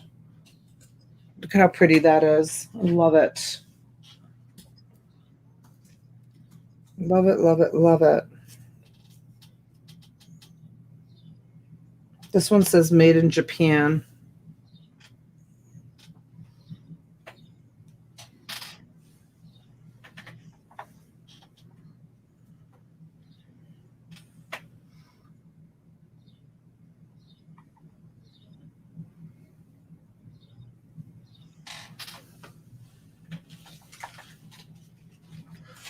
When I Google that, a lot of wedding handkerchiefs come up, so something along those lines.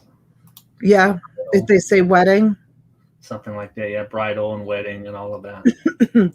And these are embroidered, so anybody that's looking for a monogrammed vintage kerchief, you definitely want to put what the monogram letter is on them.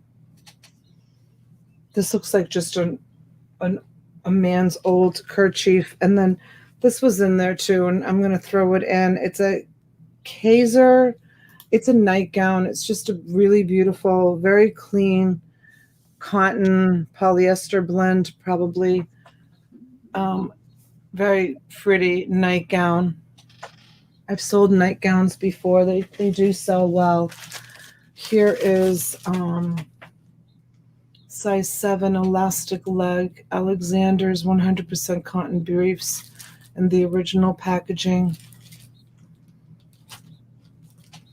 You know, people in the theater, in the movies, they buy stuff like this because when they do scenes in like old department stores, they have people that movie companies will contract people to look at like eBay and to find this kind of stuff, because when they do a movie set and, for example, they have a woman shopping for pantyhose in the movie set, they need to find this in like a bunch of different sizes, because the woman is going to be thumbing through an old drawer, like trying to find the right size of underwear or something. So they have people that buy that sort of stuff that they contract. Wouldn't that be a nice job, you guys? To be contracted by a movie set to just sit on the internet and shop all day. They give you a list of things to find. And I thought about trying to buy a big warehouse and be collect all that kind of stuff that they'd come to you and buy. I thought that'd be a great job. Yeah, they have, they do, of course, in Hollywood, have great big, huge warehouses, Sure. full of that stuff. But there might be something unique, like those pantyhose that they need a whole drawer full of them, and they only have maybe 5 or 6 pieces, and that's where they turn to. They turn to eBay to find stuff. I've shipped stuff to Hollywood before. It's so exciting when you get an order that comes in from Burbanks, because it's going to a movie set production.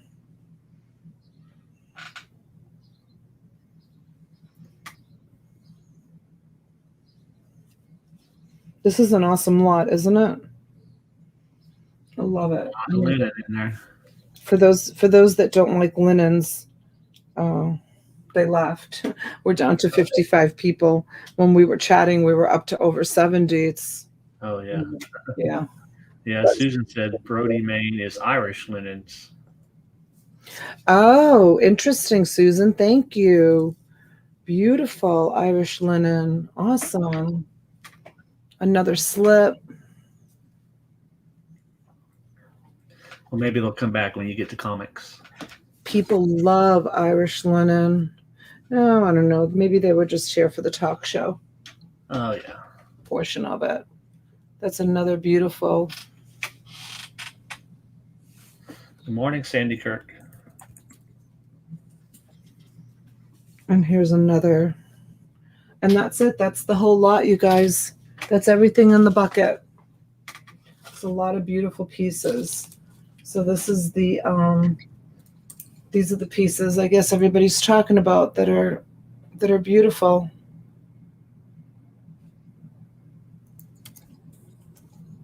No, not that. This one. Yeah.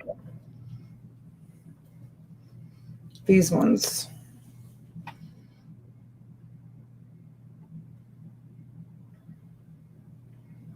And there were quite a few in there, weren't there? Yeah, there was. And this is Donna's favorite. Dottie. Dottie. Did you like my Dottie story? Do you think of my Dottie story every time you see anything with polka dots? Do you think of Dottie? Dottie. No, Donna. No, Dottie. Like, no, my name is Donna. So funny. Yep. Shriker's like, yep. This is the other Irish linen one. And then, this is the other Irish linen one. And this one is my favorite Irish linen one. Oh my gosh, this one's beautiful. Look at that. Yeah. Holy smokes. Holy smokes is right. Oh my God, that is so beautiful. And this is perfect, you guys, just so that you know. Some of them have little stains on them. This one is meticulous.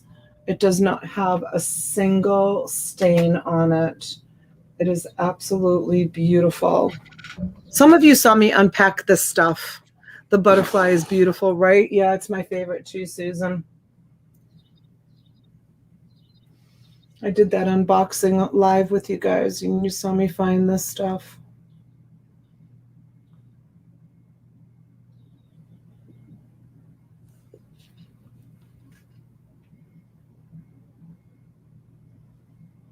Yeah, it's gorgeous. We've been on an hour and 40 minutes.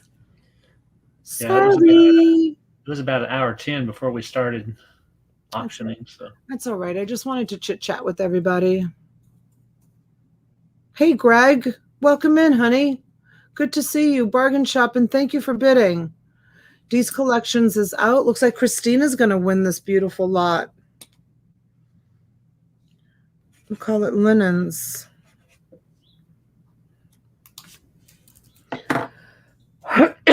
My mother had one like the butterfly one, and I sold it to a lady who wanted to bury it with her mother. Oh, Nancy, it's so nice when you hear back stories from buyers, right? When they message you.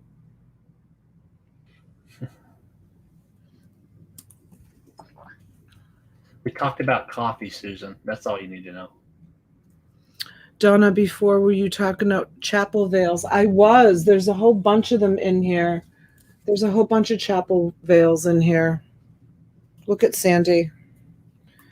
Is that the title that they should put on the description? Is chapel veils? I bet you some women still wear these.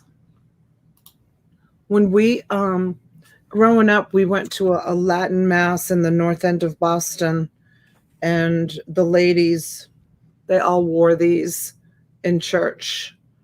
They wore these, and if they didn't wear them on their heads, they wore them on their shoulder. They'd wear them on their shoulder.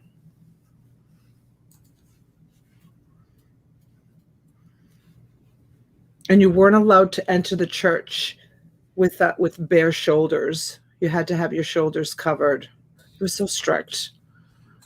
Christina for 60. Thank you, Christina. I do it with my pen.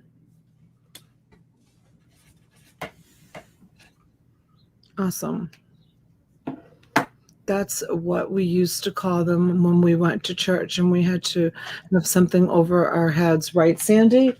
You must have gone to the same church I went to. They were so strict.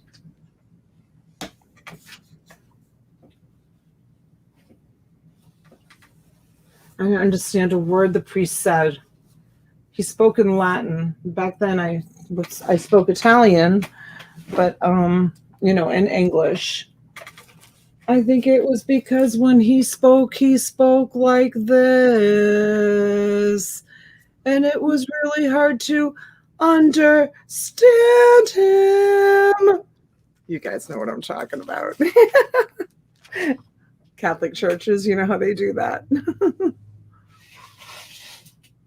Oh, during the entire service, Myra. My church, anyways. They wore it walking in, and they didn't take it off until they left. They covered their heads. Yeah, really strict. Really, really strict. Nancy's laughing at me. It's true, Nancy. We've all heard it, right? Oh my gosh, really, Erica? Isn't that terrible? That upsets me so bad, to read that people were in shorts and flip-flops. We I grew up, you had to have your Sunday best on to go to church. You did not go to church unless you were all dressed up, and you didn't fly on an airplane until you were all dressed up, and you didn't go to the doctor's office unless you were all dressed up. Those were the three things that we got dressed up for. Must have been a Methodist church. No, Catholic, Greg. Do Methodist people do that too? Priest? Do they talk like this? Right, Erica? My folks, no kidding. Oh, look in bargain shopping. Jesus wore sandals, so it's okay. Yeah, that's exactly Froggy. Hi, Froggy.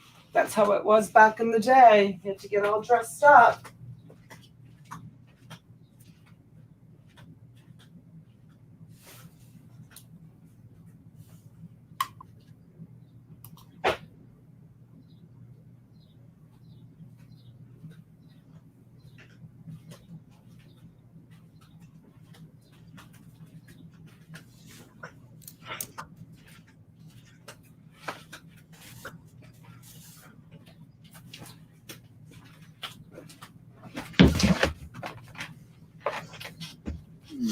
Okay.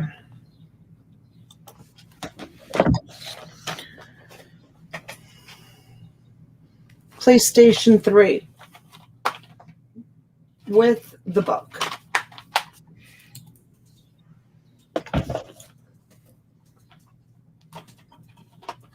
PlayStation 3 Sports Champions with the book.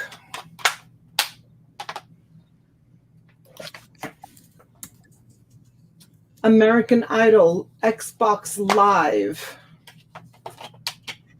with the book.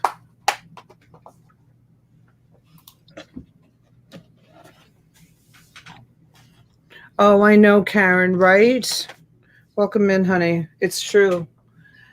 Gallop and Ride for Wii with the book.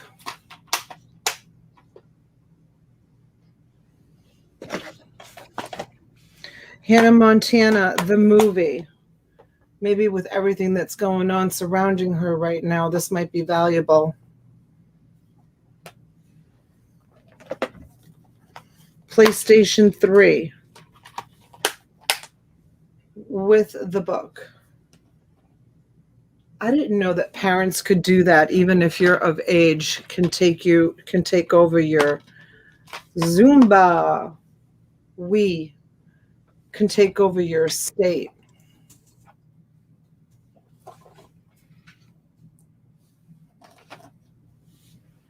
I didn't know anything about it until someone recently posted something. This is MVP Baseball 2004, PlayStation 2 with the book.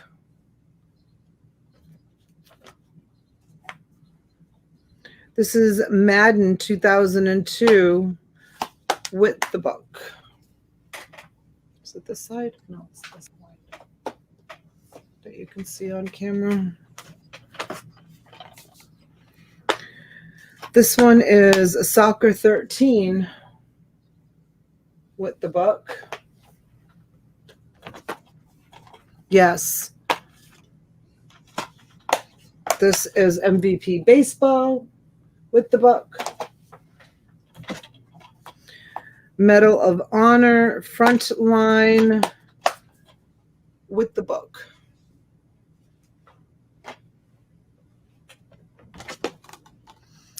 This one is Red Rising Xbox One.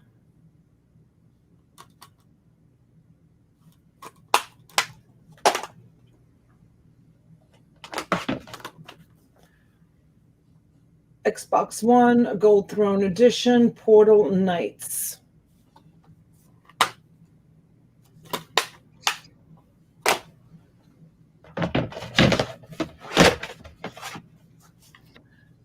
Madden 25. Uh-oh, it's delaying a little bit.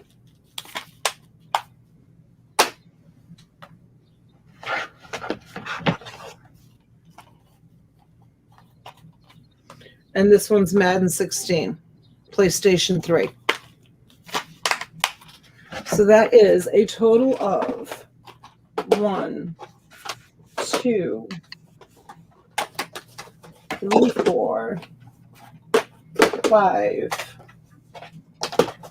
6, 7, 8, 9, 10, 11, 12, 13, 14, 16, 14, 15, 16, 17. Did I miscount them? 1, 2, 3, 4, 5, 6, 7, 8, 9, 10, 11, 12, 13, 14, 15, 16. 16 total.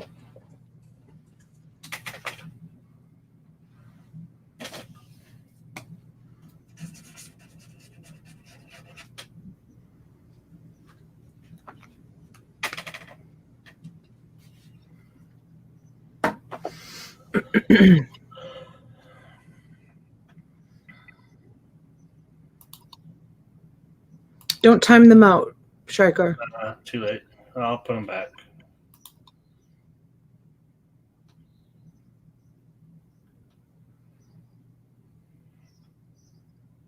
Let them stay in.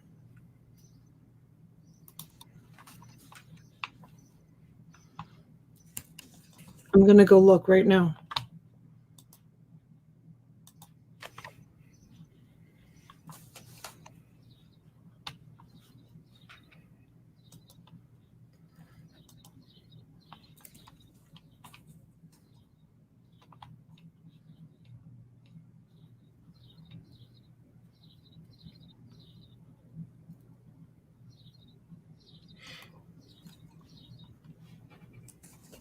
You guys just talk amongst each other for a minute.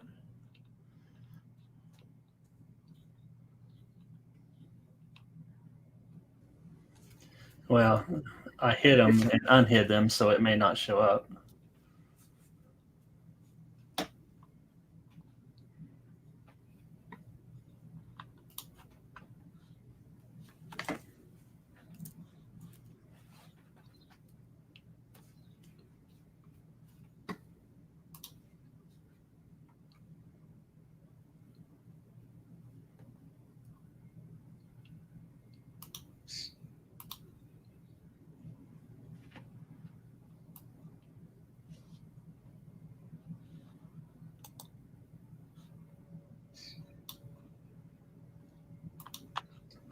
I don't know, Greg. This might be it.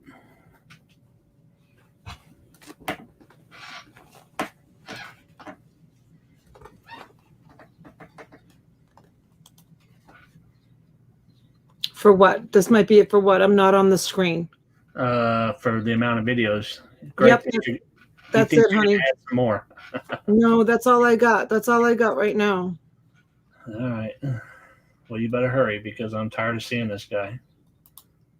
Uh-oh. Is he making more comments? Yep.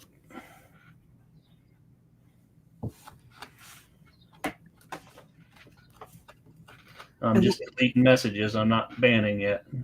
Yeah, it might be just a troll. I'm looking.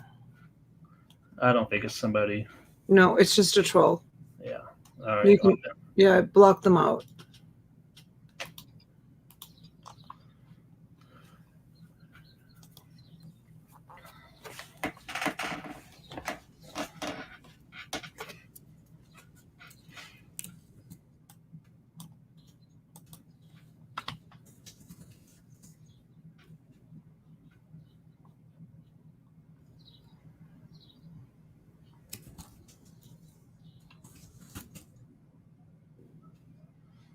A lot of people do bargain shopping.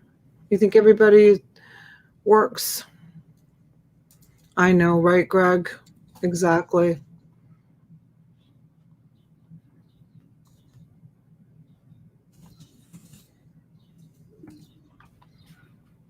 All right, I need to pull up my chat again.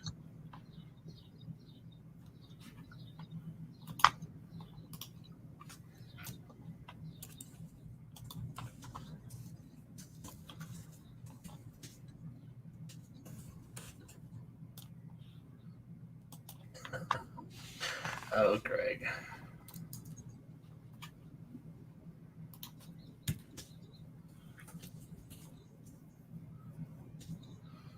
Look at you, multitasking bargain hunter. That's a little too much for me. Cooking and watching this all at once. And listing. I don't know how you can list and cook at the same time. Right? I do that.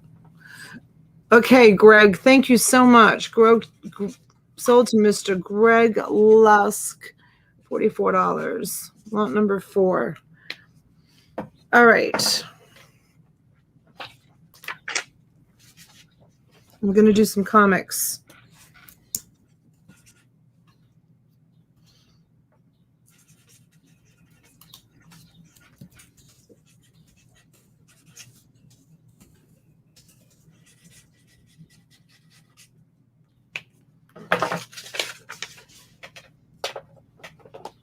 Let's put this away.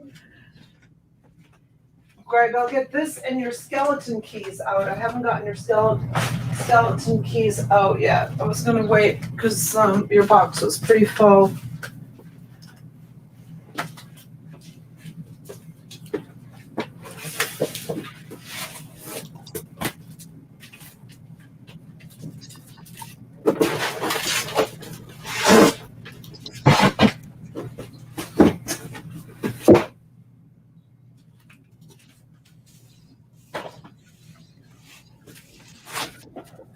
All right, let's see what we have here.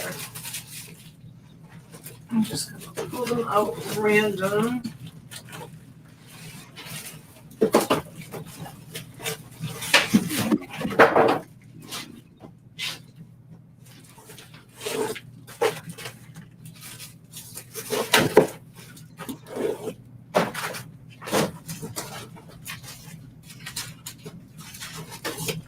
Okay.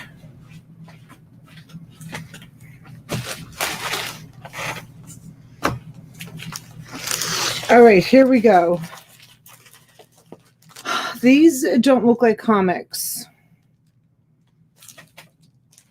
What is this? They have a card inside of them too.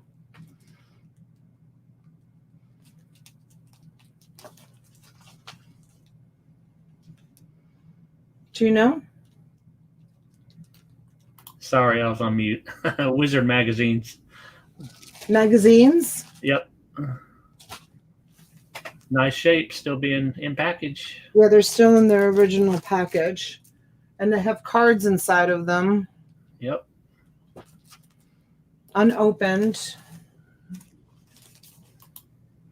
Still in the packaging. Robin.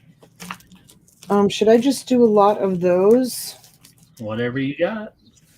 Exclusive pit stop comic. It looks like they opened it, but it's still all in there.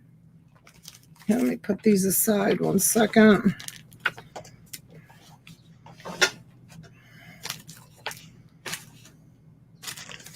This one is called Hero Shadowhawk Comic Inside. I don't know anything about this stuff, you guys. Sorry. I can't be more detailed about them. Can you see a year on one of them?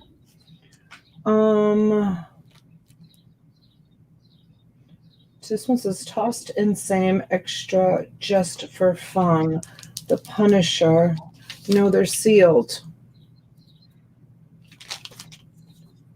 I can open one if you want.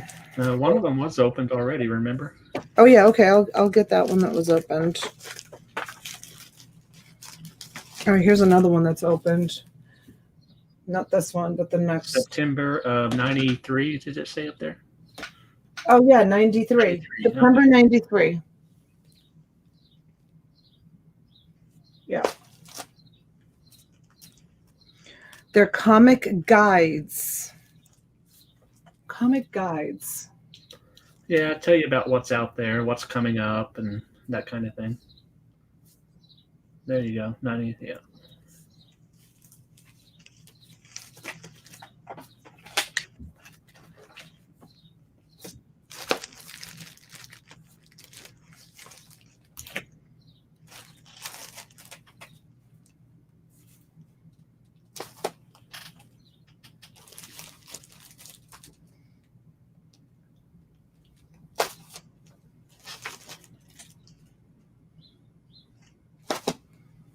They're previews, Mr. Turtle Trader says. It looks like all the cards are in there, so that's nice. Yeah, the cards are in there. This one's open. Yeah. Some of them have little comics. I think some of them have had posters in them. So. Okay, so you get all those comic guides, and then you get this DC Comics Wonder Woman. Uh-oh, Wendy's watching. She's like, what? Yeah, you have to save a few for her when she visits. This one is Batman. Crime Wave Swamps Gotham. This one looks like, oh, okay. Something Invaders, Ultra Human, I can't read it. They look all bagged and boarded. Yep, they're all bagged and boarded. This is number 25. This one's number 26. Number 27. This one's Green Arrow, number 72. Archer and Armstrong. Image Plus. This one's number 15. This one's number 14.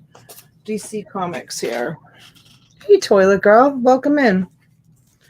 Here we have number 12, number 13, number 10, number 11. Looks like we may have a run, but they were just split up.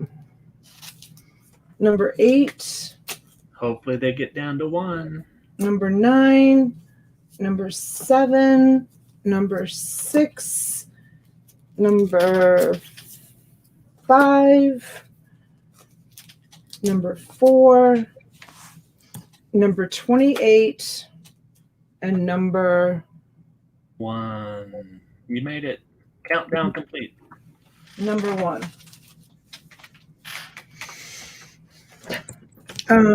Then we have this one is number 1 again. This looks like another one of those magazines, but maybe out of the plastic. Here's a number 74 Justice League. This one is a Bloodshot, number 8. A Punisher, number 7. Magnus, number 28. The Savage Dragon, number 1. Bloodshot, number 7 again. And here's a second copy of it. Here's number 21. Number 4 for Death Head. Number 1 for The Strangers. Daredevil is number 319, and you get 2 copies of that. And this one is number 16. And this one's number 7. Number 12. And number 5. And that's the whole lot. Because those magazines... Hey, Saxton, I was just thinking about you. Where were you? The magazines are really thick and really heavy, so it's going to be, I don't even know if that's over 20 pounds. It's going to be expensive to ship.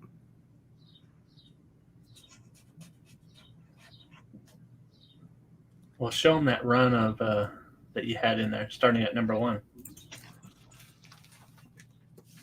Wonder if you had the whole run of those or not. I don't remember. A lot of them.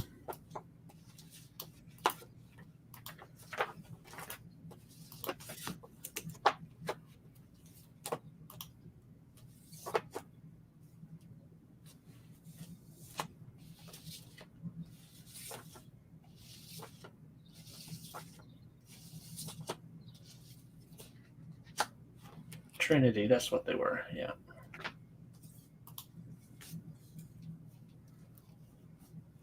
Well, let's start with, I have number 1, then there's 5, 6, 7, 8, 9, 10, 11.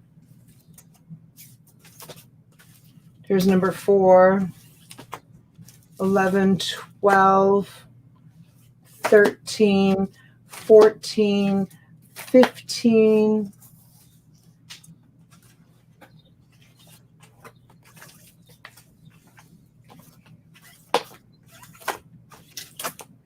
Here's number 3. So number 2 is missing. Yeah. 3 and 4. And then it jumps to, oh no, here's number 2. Yay. Number 2. And then it jumps to 23. Nope. Here's number 22, 22, 23, 24, 25, 26, 27, and 28. So there's a good run there. Yeah. Let me go look in the box and see if there's any more.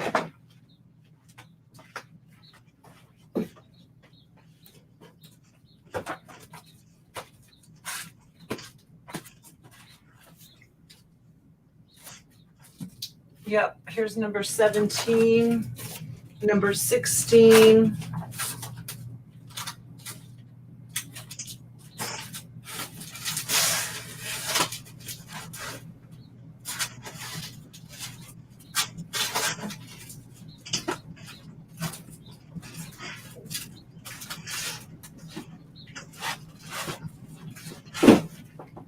Oh, no, that's it. 16, so it's a pretty good run. Yep. 16 and 17. I'm gonna go get a bucket.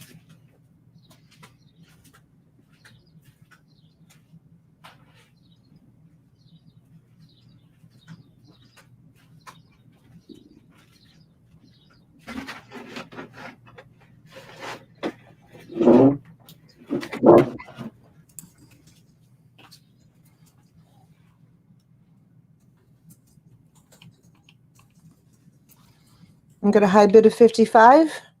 So far. All right.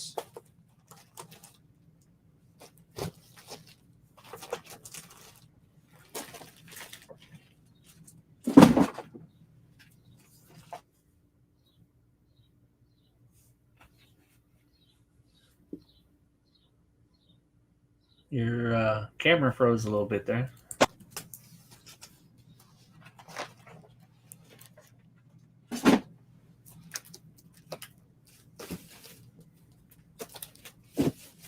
Now it died. Oh, now it's back. Oh, all bagged and boarded.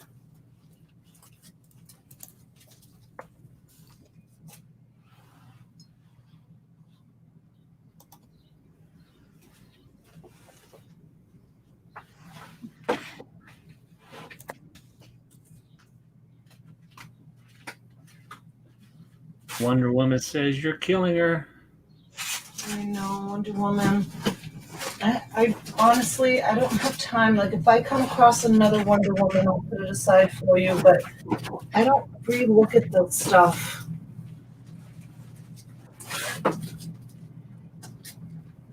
Before I bring it, I just pull it and bring it. I'm looking to see if there's any more to that run.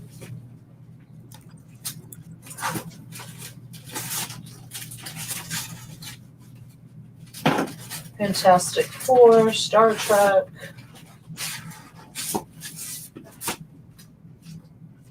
Justice League, Green Lantern,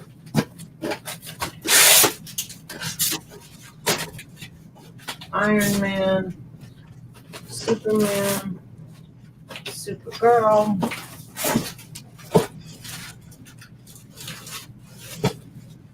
no, that's it. That is it. All right, are we sold? Not yet. Are they still bidding? A little bit. It's trickling up.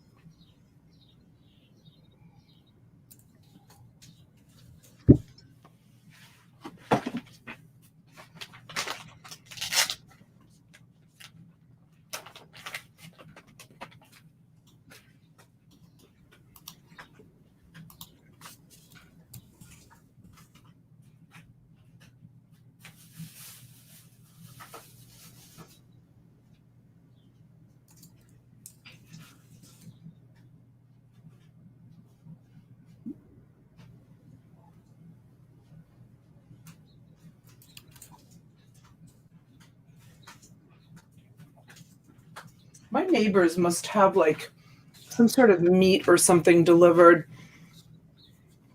A truck pulls up with like a big cooler in the back, and they have like these coolers under their carport. The styrofoam ones?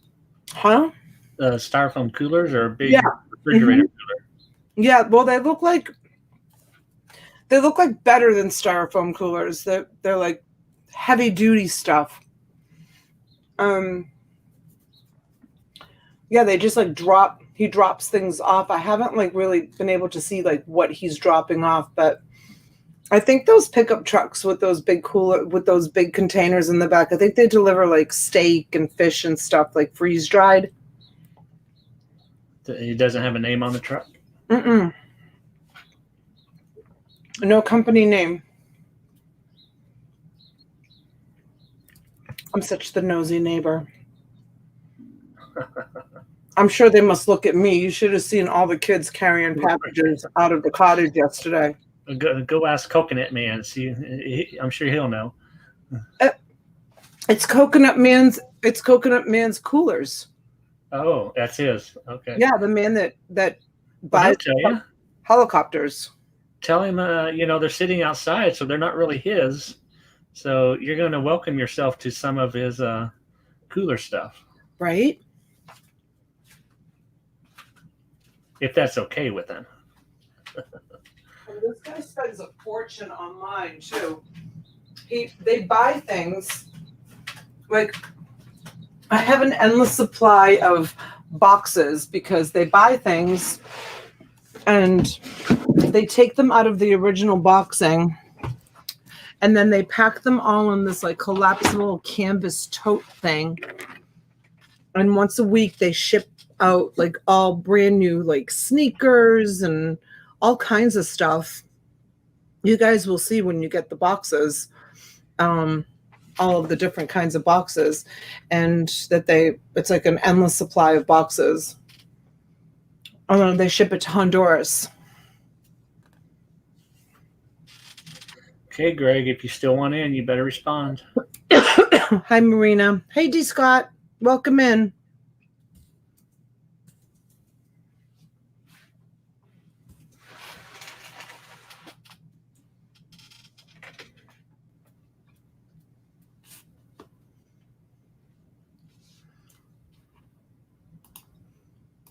And sell it, sell it, sell it.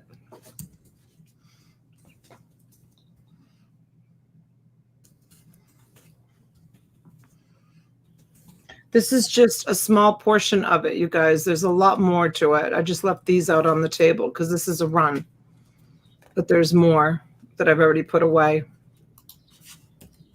for those of you that are coming in late or coming back. All right, KP gets them for 77.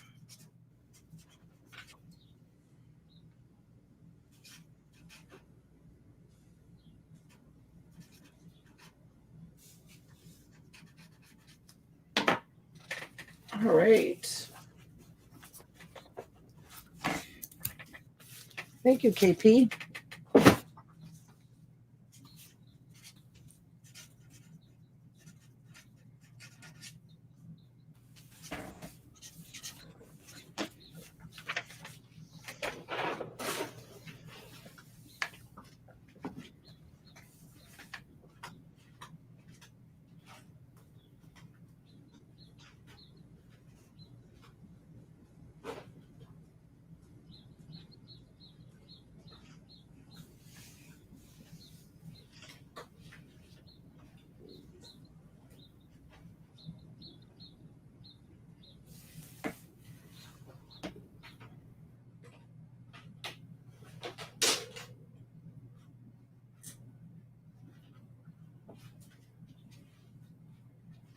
How about we do a small little something if somebody wants to buy themselves a little treat as a one-off.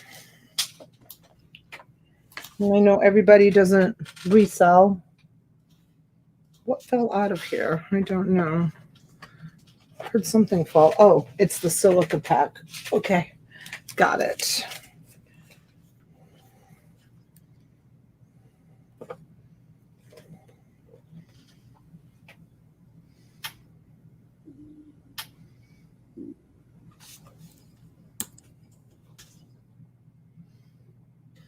Is that like a cosmetic bag? Yeah. Yep. It started at 15. It's got the paperwork in it. See if it has the price tag in it.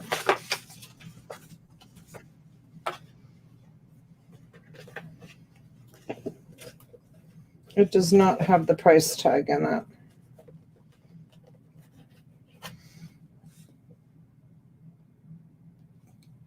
It's got a red interior.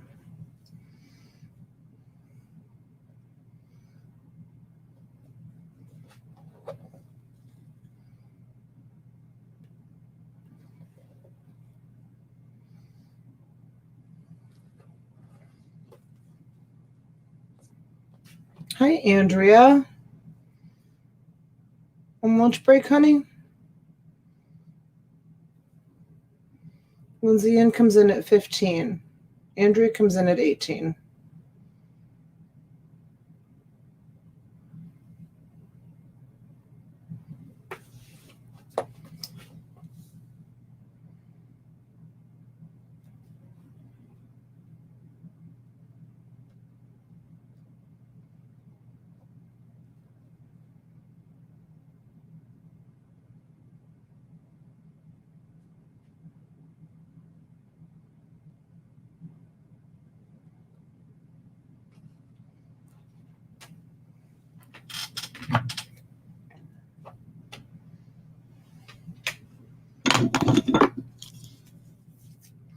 Hi, Sylvia. Welcome in. So this is 7 by 5. 7 by 5, you guys.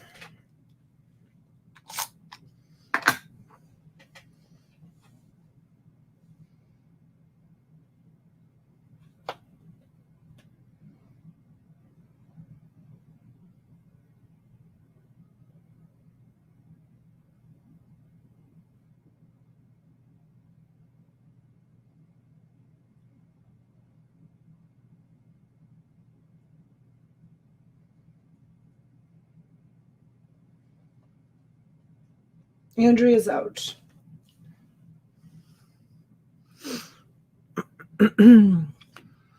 Let's see who's winning it.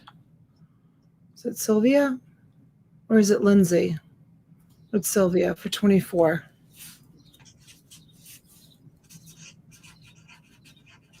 No, toilet girl, she's not muted. You can't hear me? I can hear you. Can everybody hear me? I think so. I would say toilet girl hit the mute button.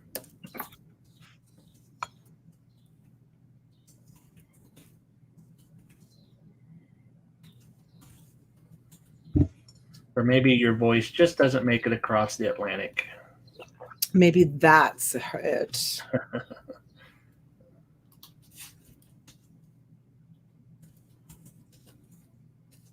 Sold to Sylvia.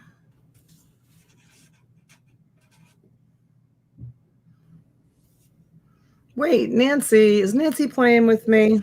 Yes.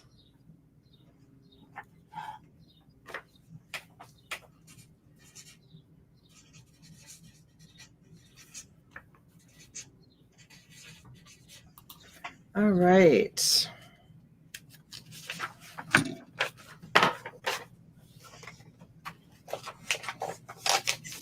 Do you have anything else to ship out to Sylvia?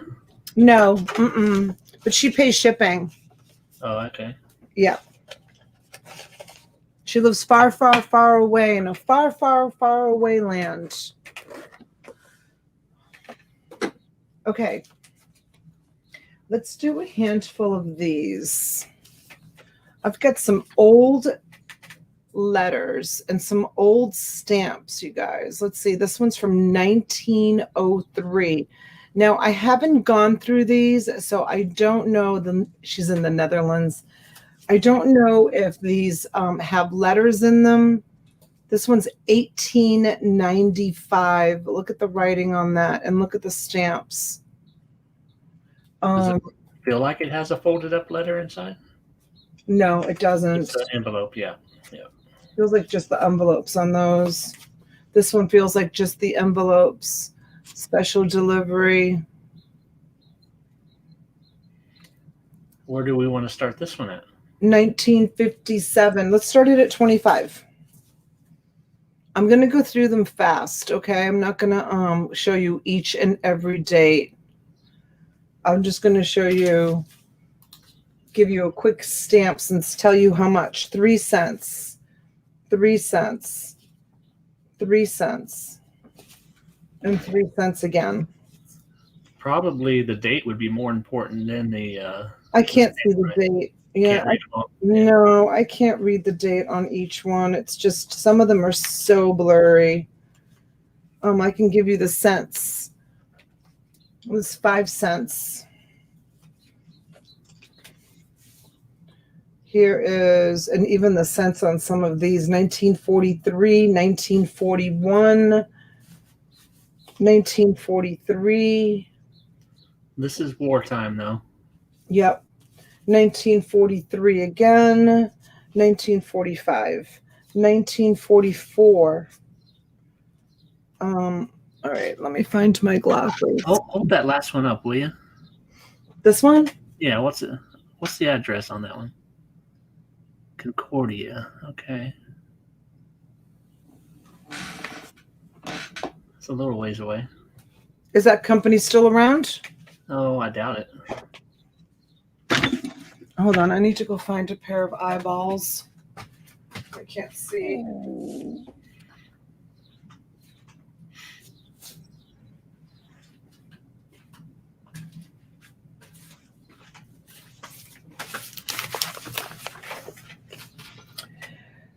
$1937, 1935, 1937 again, 1987. Wow, that was a big jump. 1936, 1931, 1932, 1940,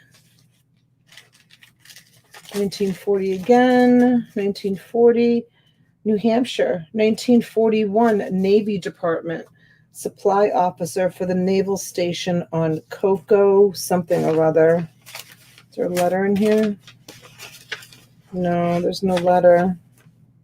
That would have been neat. 1941, Navy. Here's 1 cent. 1938. 1954. 1955. So this is like, if anybody loves stamps, 1963. There's quite a stamp collection in here. Well, also, those return addresses are businesses where, you know, if you have some family history with them or knew who they were. So that's valuable also. 1934, 1937. Yeah, some people love to do research. 1937 again, 1937, United States Gypsum Company, 1937. This must have been like payments or something that people sent in payments. I don't know. 1936, and then we go back to 1937. These are pretty awesome stamps here. Oakfield, New York. This is United States Gypsum Company, Lowenstein Brothers in New Jersey. 1937, 1937, 1937, 1937. And mail, imagine mail couriers back then. Like, this is the only form of like, really, like, communications as far as documents and papers. Like, there's no fax machines, there's no computers. Like, they had to send everything by mail. 1969, there's a whole bunch in that pile. Like I said, I'm not going to go through them all. $25 to start, whoever is interested. Let's see here, 1937 again, United States Gypsum. I wonder what kind of company that is. This must be like Whoa, look at this one. Holy cow, this is awesome.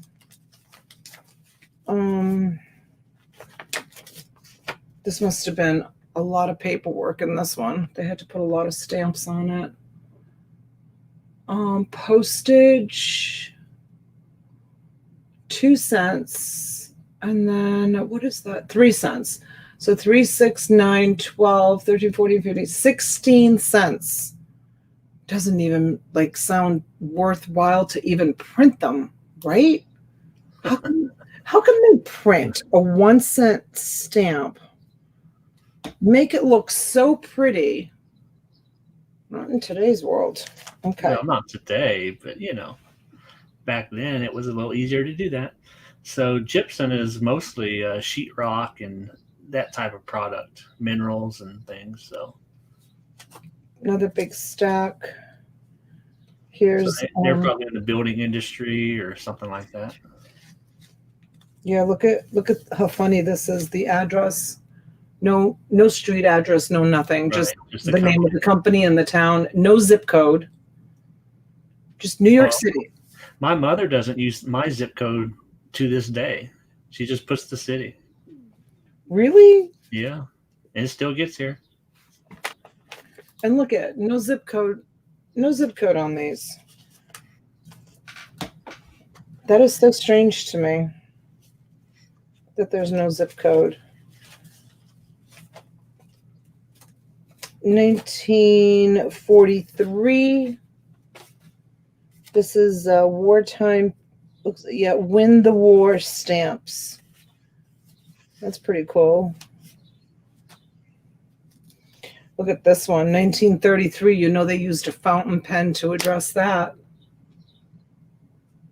That's awesome writing right there. 1933, 1971, the executive director, William Wisely, of the American Society of Civil Engineers.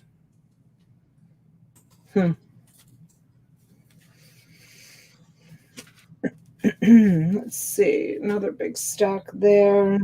This is in 1983, mixed in with all those old letters. How'd that get in there?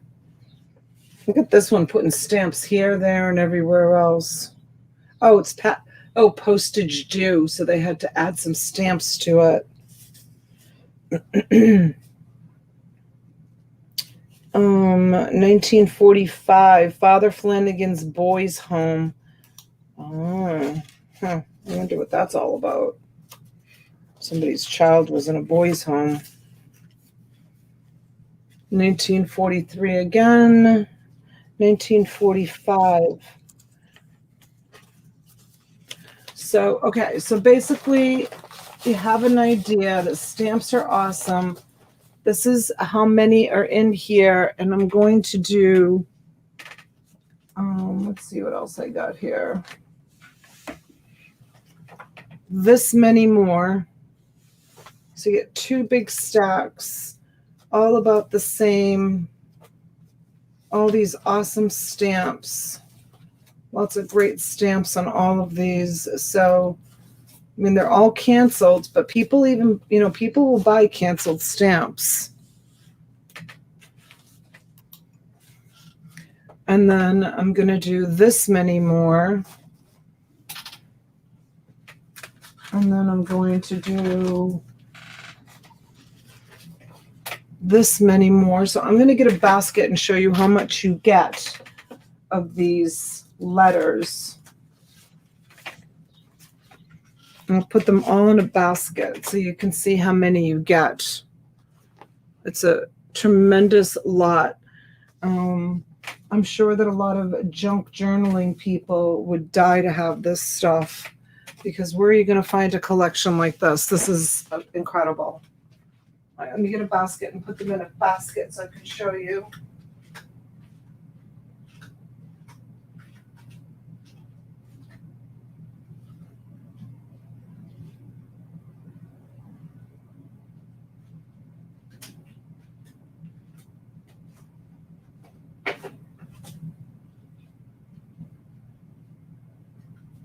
My daughter moved my baskets.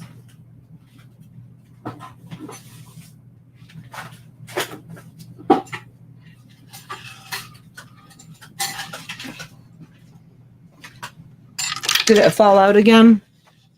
Yep, seems that way. It usually just goes to the split screen. I don't know why it just went to yours that time. Right. So weird that it does that. Now it says no device found. I'm gonna go completely out. Well, let me just put these in here and I'll show you on this camera how many. Oh, maybe some cute little greeting cards in there too, you guys. I just found that.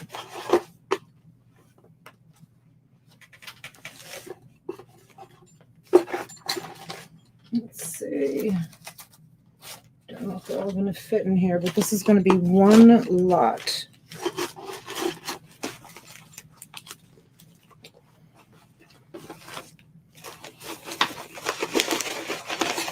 It's a tremendous lot. A lot of pre-war and war stuff in this lot.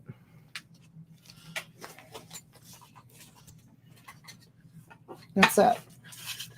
That's what you get. Whole big stack of letters.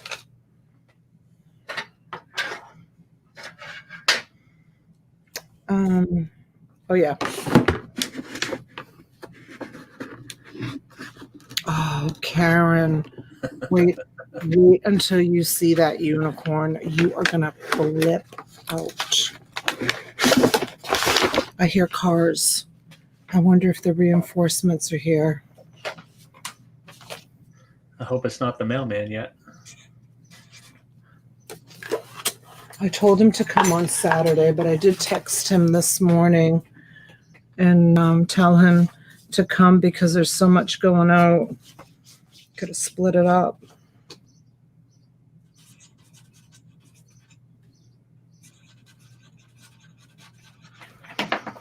Heather MC is at 36. Early issues were printed by National Bank Note Company and Continental Bank Note Company. The stamps, Frank? Christie's at 38.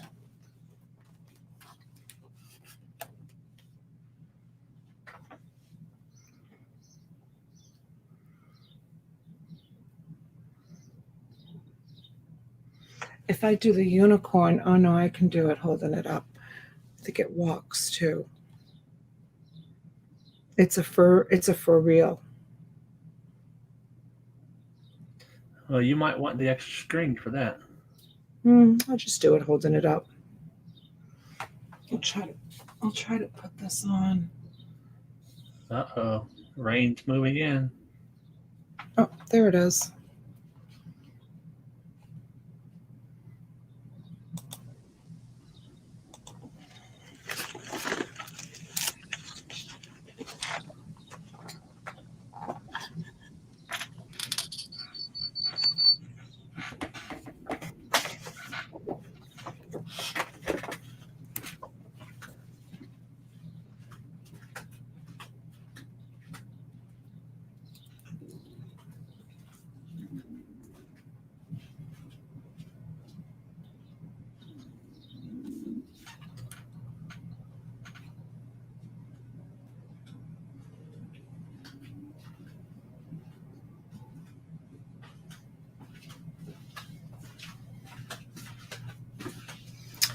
Okay. Let's see. Christie's at 38. Not anymore. Greens is at 40. Forte.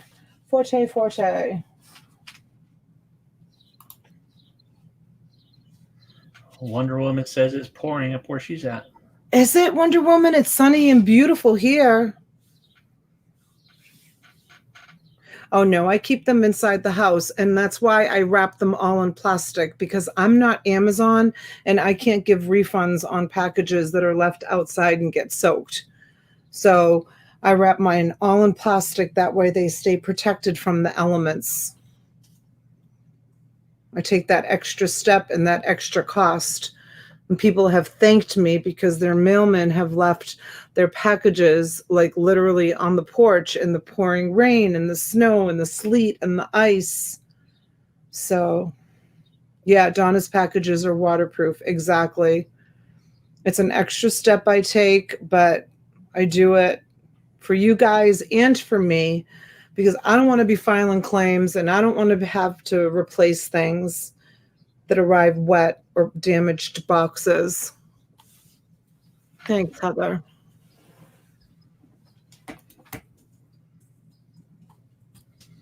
Green's Vintage is out. Christie's at 42.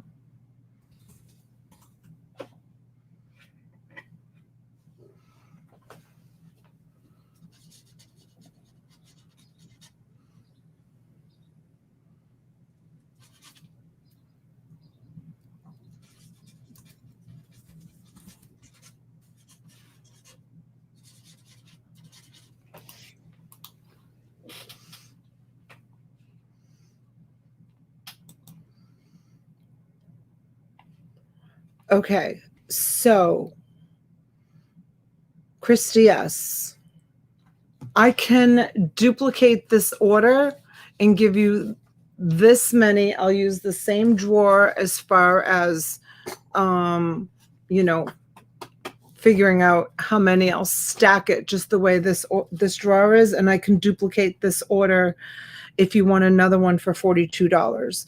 If you don't want another one for $42, I can make one available to Green's Vintage for $42. So you let me know if one is enough for you. If not, I can duplicate it.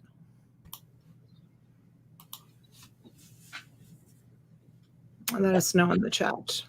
Congratulations. Did I say hi to you, Frank? I don't know if I said hi to you. It'd be really great if the correspondence was still in them. I bet you some of them do. Imagine if you found money. You have to go through each. You'd Probably have to not money so much, though. You don't think so? Yeah. I think they've been gone through too many times for there to be money left in them. Maybe. Greens, what do you think? Do you want a lot for 42?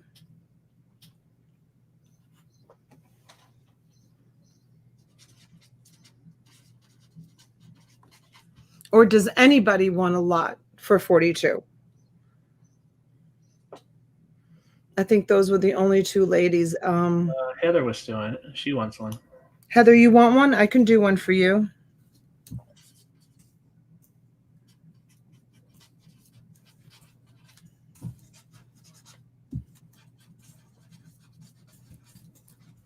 Awesome, Heather. And I have your other stuff. I will take one. All right, Greens.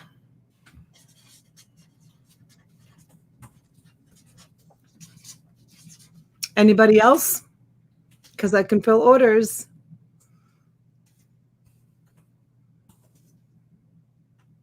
So I got Heather and Greens and Christy. Let me know, even if you're watching this at a later time. I enjoy those vintage Bibles and journals I purchased from you a couple of years ago. You expect me to remember something you purchased from me a couple of years ago, Wonder Woman? Thank you for being a loyal customer and coming back and being with me that whole time. But I don't remember, honey. I don't remember what you bought. All right. Nobody else? Let me know if you guys are watching this at a later time and you want me. I can probably fill, let me see, there's 1, 2, 3. I could probably fill 3, maybe 4 more orders of these old envelopes that I got. Okay. Let's do the unicorn. The unicorn is awesome. Well, Chezzy sat and put batteries in a bunch of animated toys that I have. So she came in running, showing me this one. That's great. I'm glad she did that. I know. It took her all afternoon to do it.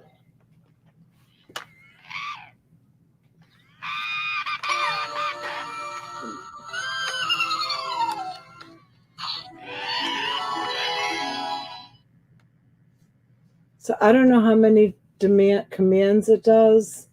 You'd have to look it up, but it is a for real. So I know that they do a bunch of stuff.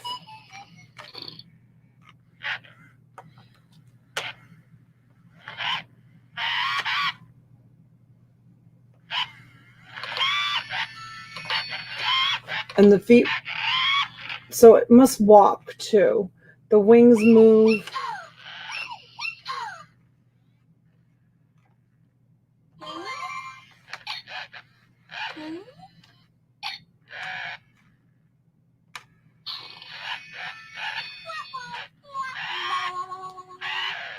Is that what unicorns make noises? Look at you, Shriker. I looked down in the green room, and this is, you guys, this is Shriker when I look down in the green room.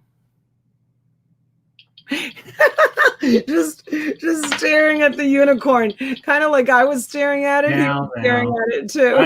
I don't think that was me at all. You were like this, looking at it. Well, the horn changes colors.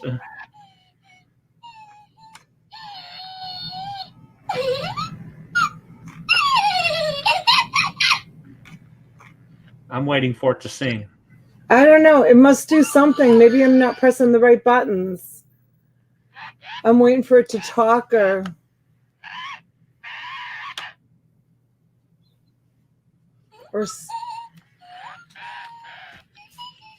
I know some of them you have to like pat them or do something. My granddaughter has that one. Okay, we've got Suzy at 30.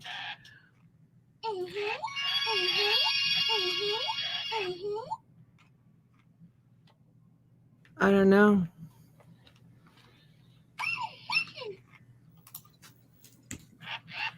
I don't know what else she does. Oh, now she's moving this paw. So, okay, if there's no other interest, we'll give it to Suzy for 30. I'm looking at the instructions.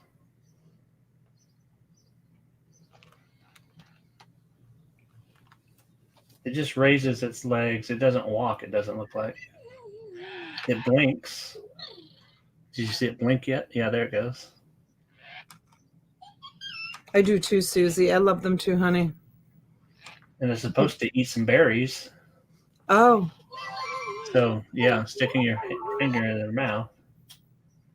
The wings come up.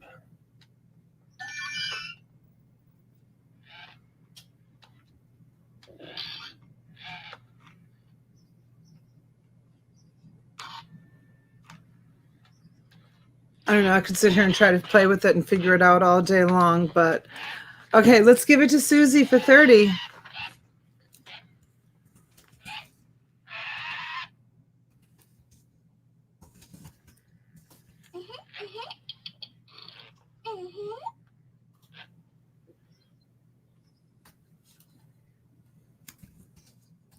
Hey, Sandra, welcome in.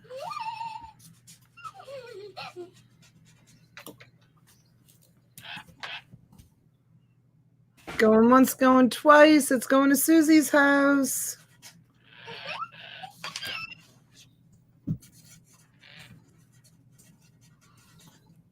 For $30. Thank you, Suzy. All right, I might as well show this guy since we're on the animated toy kick. So this guy here is, he's Fisher Price, and he's missing his cartridges. But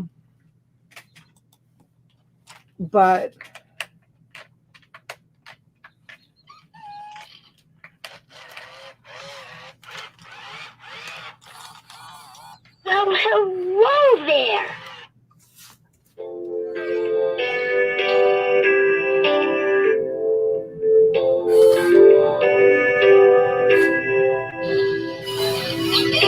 Not so long ago, when I was just a little bear. I had the best birthday party.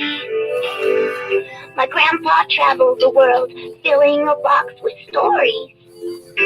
Then he gave that box to me to come along and play with me in my story box. There isn't any mountain we can't climb. Just close your eyes and open your heart, sharing the gift of stories. So come along and dream with me, I can show you how. Searching for fireflies by the light of the moon. We'll sail on the ocean and float in outer space and learn so many reasons why. So come along and play with me in my story box. We don't need you to tell story time anymore, Shriker. We got a bear. We got a bear now. Sorry, he replaced you. Not if Greg takes him. Isn't he cute? Wouldn't you die to have one of these when you were a little kid? No. Sharing the gift of stories. Sharing the gift of stories. Is he so cute? You should have seen my kids like yesterday playing with him. Oh my gosh, he's adorable. So you can put cartridges in for him to play This other stuff. story is called My Big Birthday Surprise.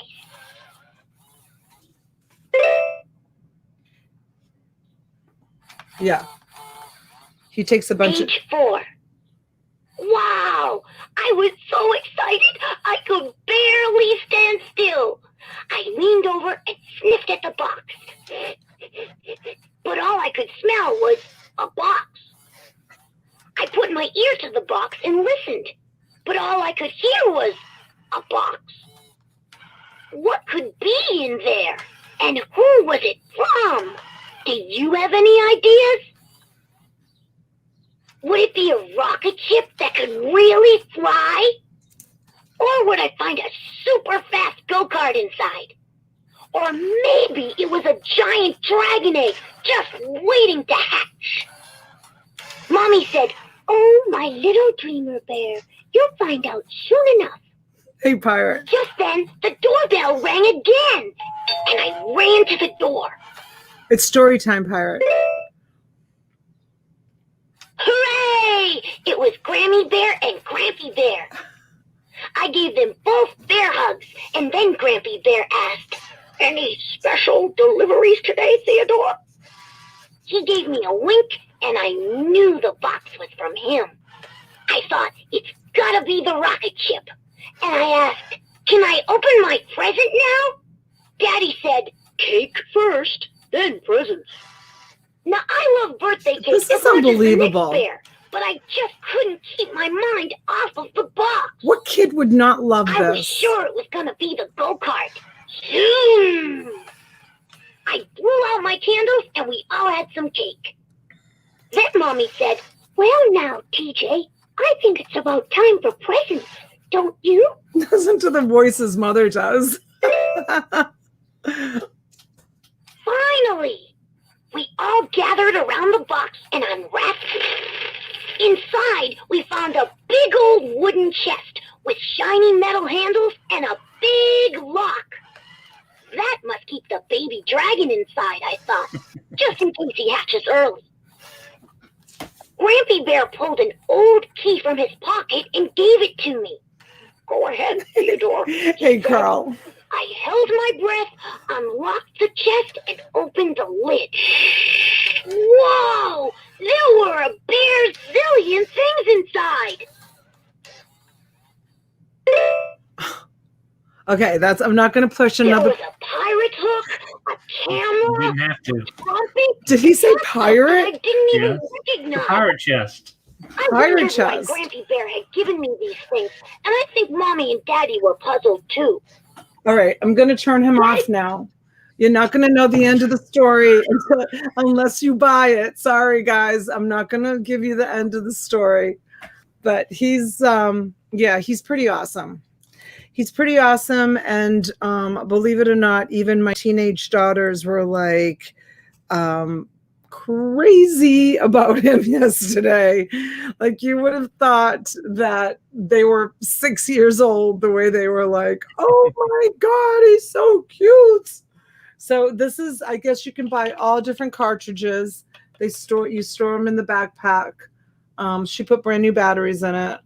And yeah, that's all I can tell you about him. He's pretty cool. He's pretty cool.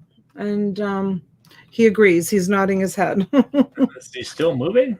No, just the way I was holding him, he was like nodding his head up and down, just the way I had him in my hand. This is lot number 10. I'm going to do another lot as soon as you guys close on him.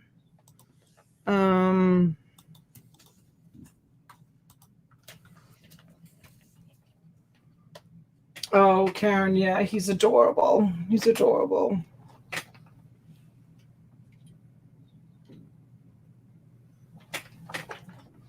Definitely a cutie pie.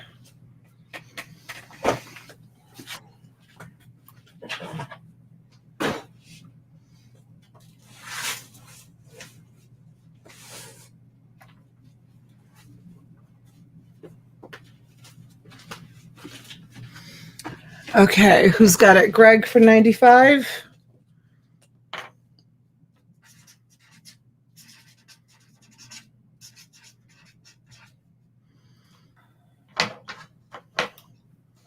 All right, Greg, thank you so much.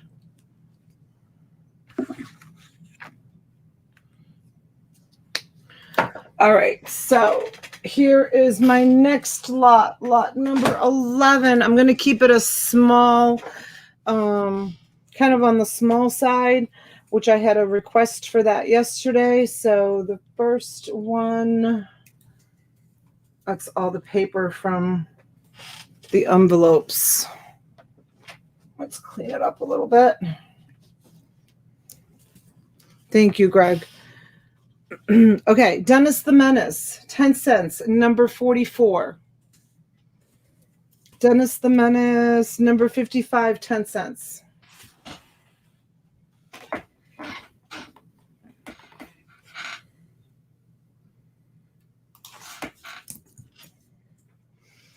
Dennis the Menace, 1968, 25 cents. Big bonus special. 1968, 25 cents. The best of Dennis the Menace. Dennis the Menace, 10 cents. No, 101, sorry, for 12 cents. This one is 30 cents, and it's number 30, and it's 1976, our bicentennial year. 1971, 35 cents. Dennis the Menace, Mr. Wilson and the Gang at Christmas. 25 cents, 1966, Dennis Goes to Camp. How about Dennis and his pal Joey from 1967, 25 cents. A double feature for 10 cents, number 37. Number 44 is 10 cents, and it's Dennis with a bunch of Froggy. Shout out to Froggy. Hey, Froggy. Here's another make your own cut and stuff Dennis doll for 12 cents.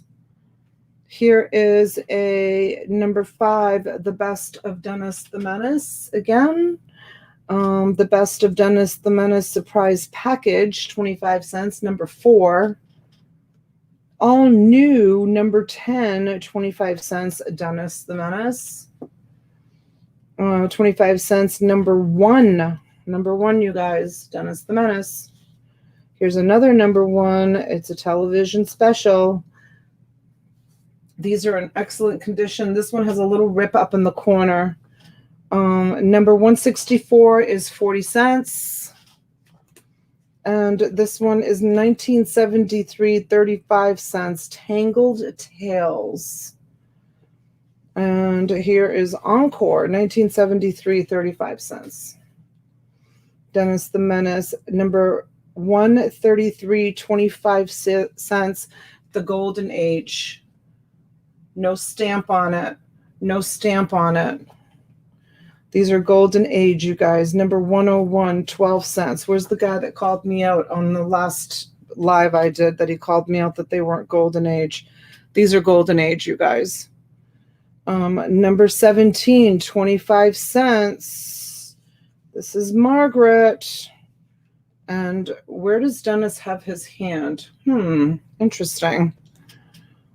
Number 142, 25 cents, Mr. Dennis the Menace. These are awesome. Number 151, 1977.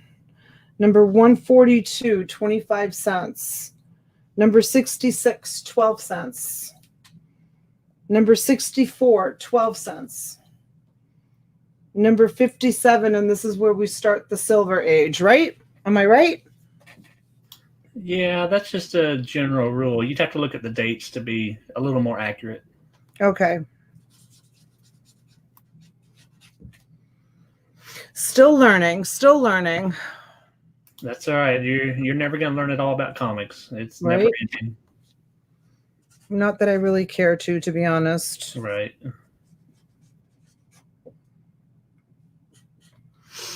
All right, we have Heather Blackwell in at $42.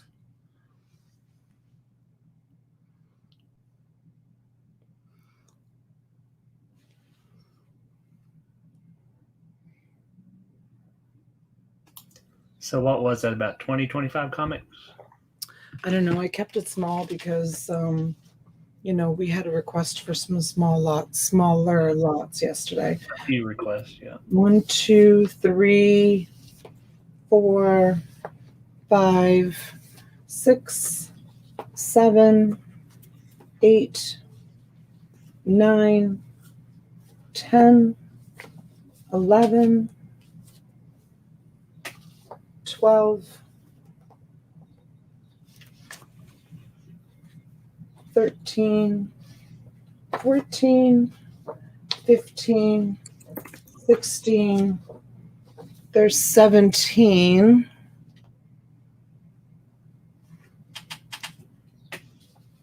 18, 19, 20, 21, 22, 23,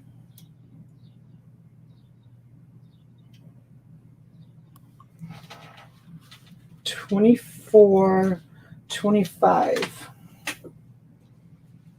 26, 27, 28, 29. I'll get one more and make it an even 30.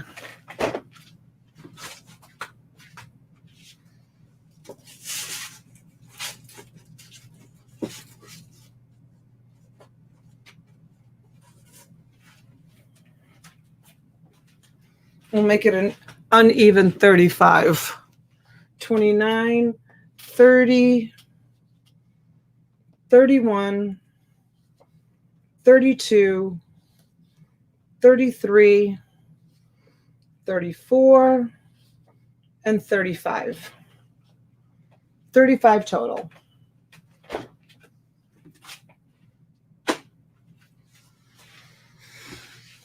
Thank you, Heather. Thank you, Greg. I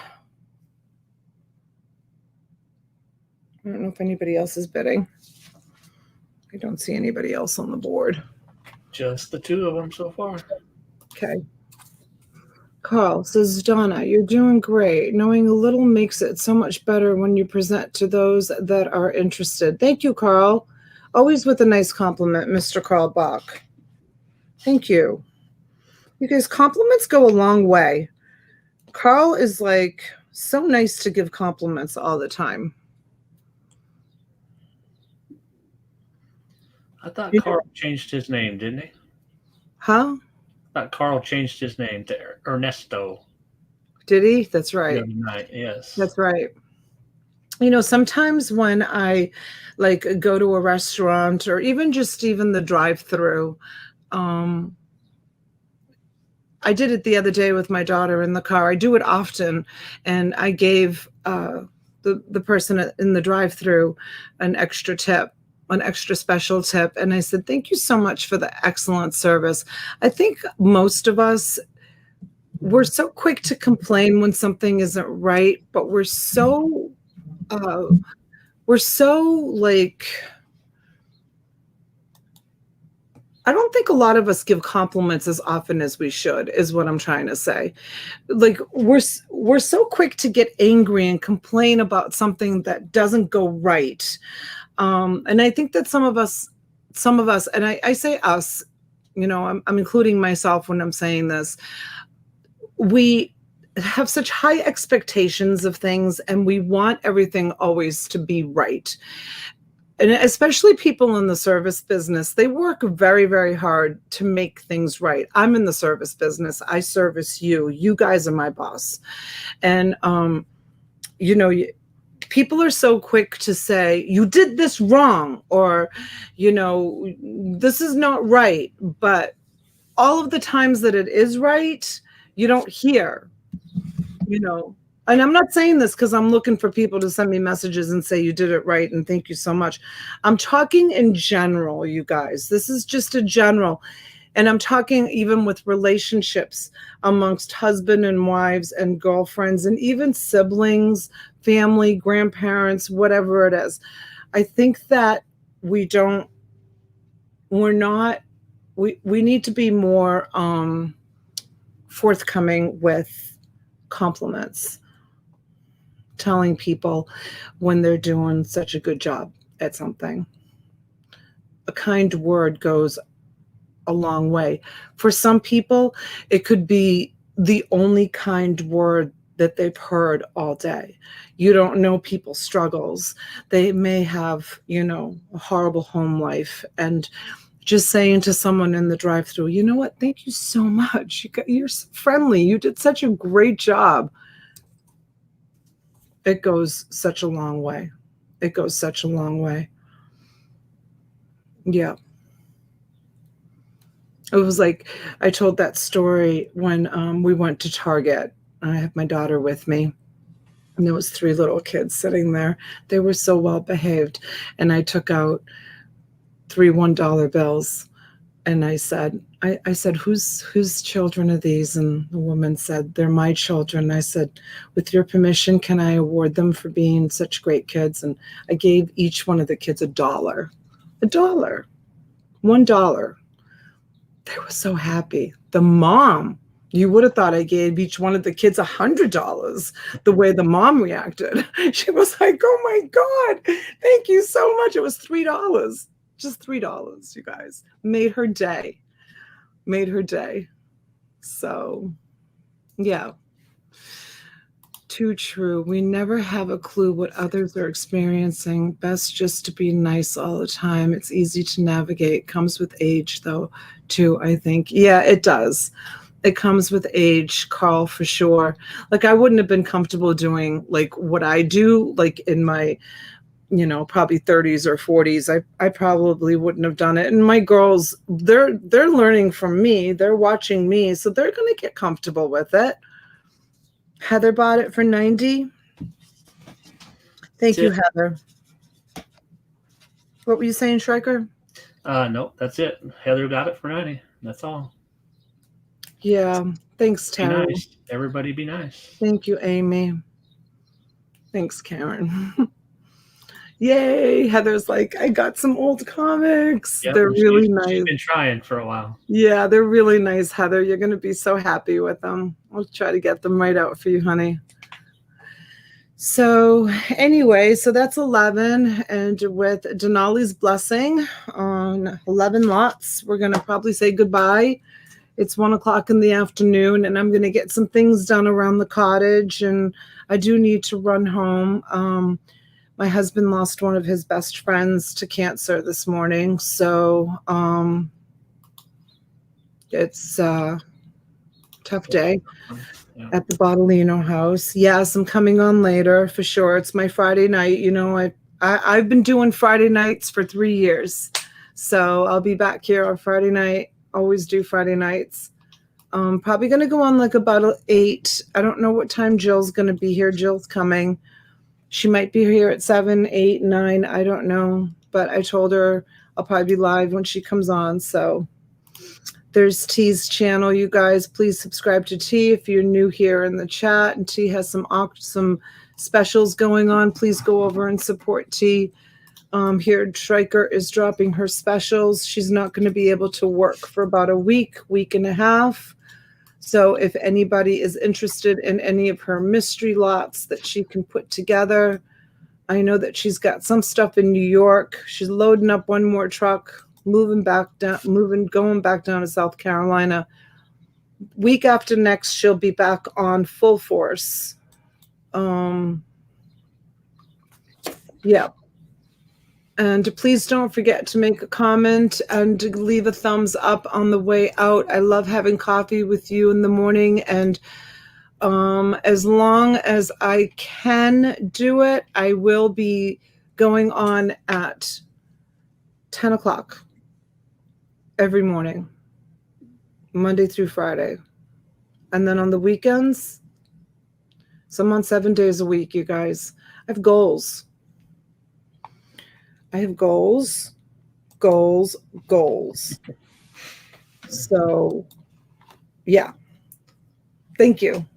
And I have lots of great stuff to bring that we need to move, and lots of great stuff coming. So are we doing late night or early evening? Tonight? Yes. I probably will go on around 8. I think 8 o'clock is a good time. Kind of early for the West Coast people. They're still not getting home and settled in, but it's a good time for the East Coast people. And we'll see. And then Jill will arrive, and we'll see how long we stay on after that. But I'll go on at 8 o'clock. I'll do the stream in just a few minutes. All right, you guys. We love you. And Shriker, once again, thank you so much. The comment section doesn't show up. Oh, yeah. We'll see T later at the storage unit. Oh, good. Absolutely. Nose picking. Buried Tales main story 3D. I don't know what he's dropping. What is that? I have no idea. Probably the story for that bear. Oh, okay. Awesome. Nose picking. Thank you. All right, you guys. Love you. Thank you, Shriker. We'll see you later. Bye, you guys.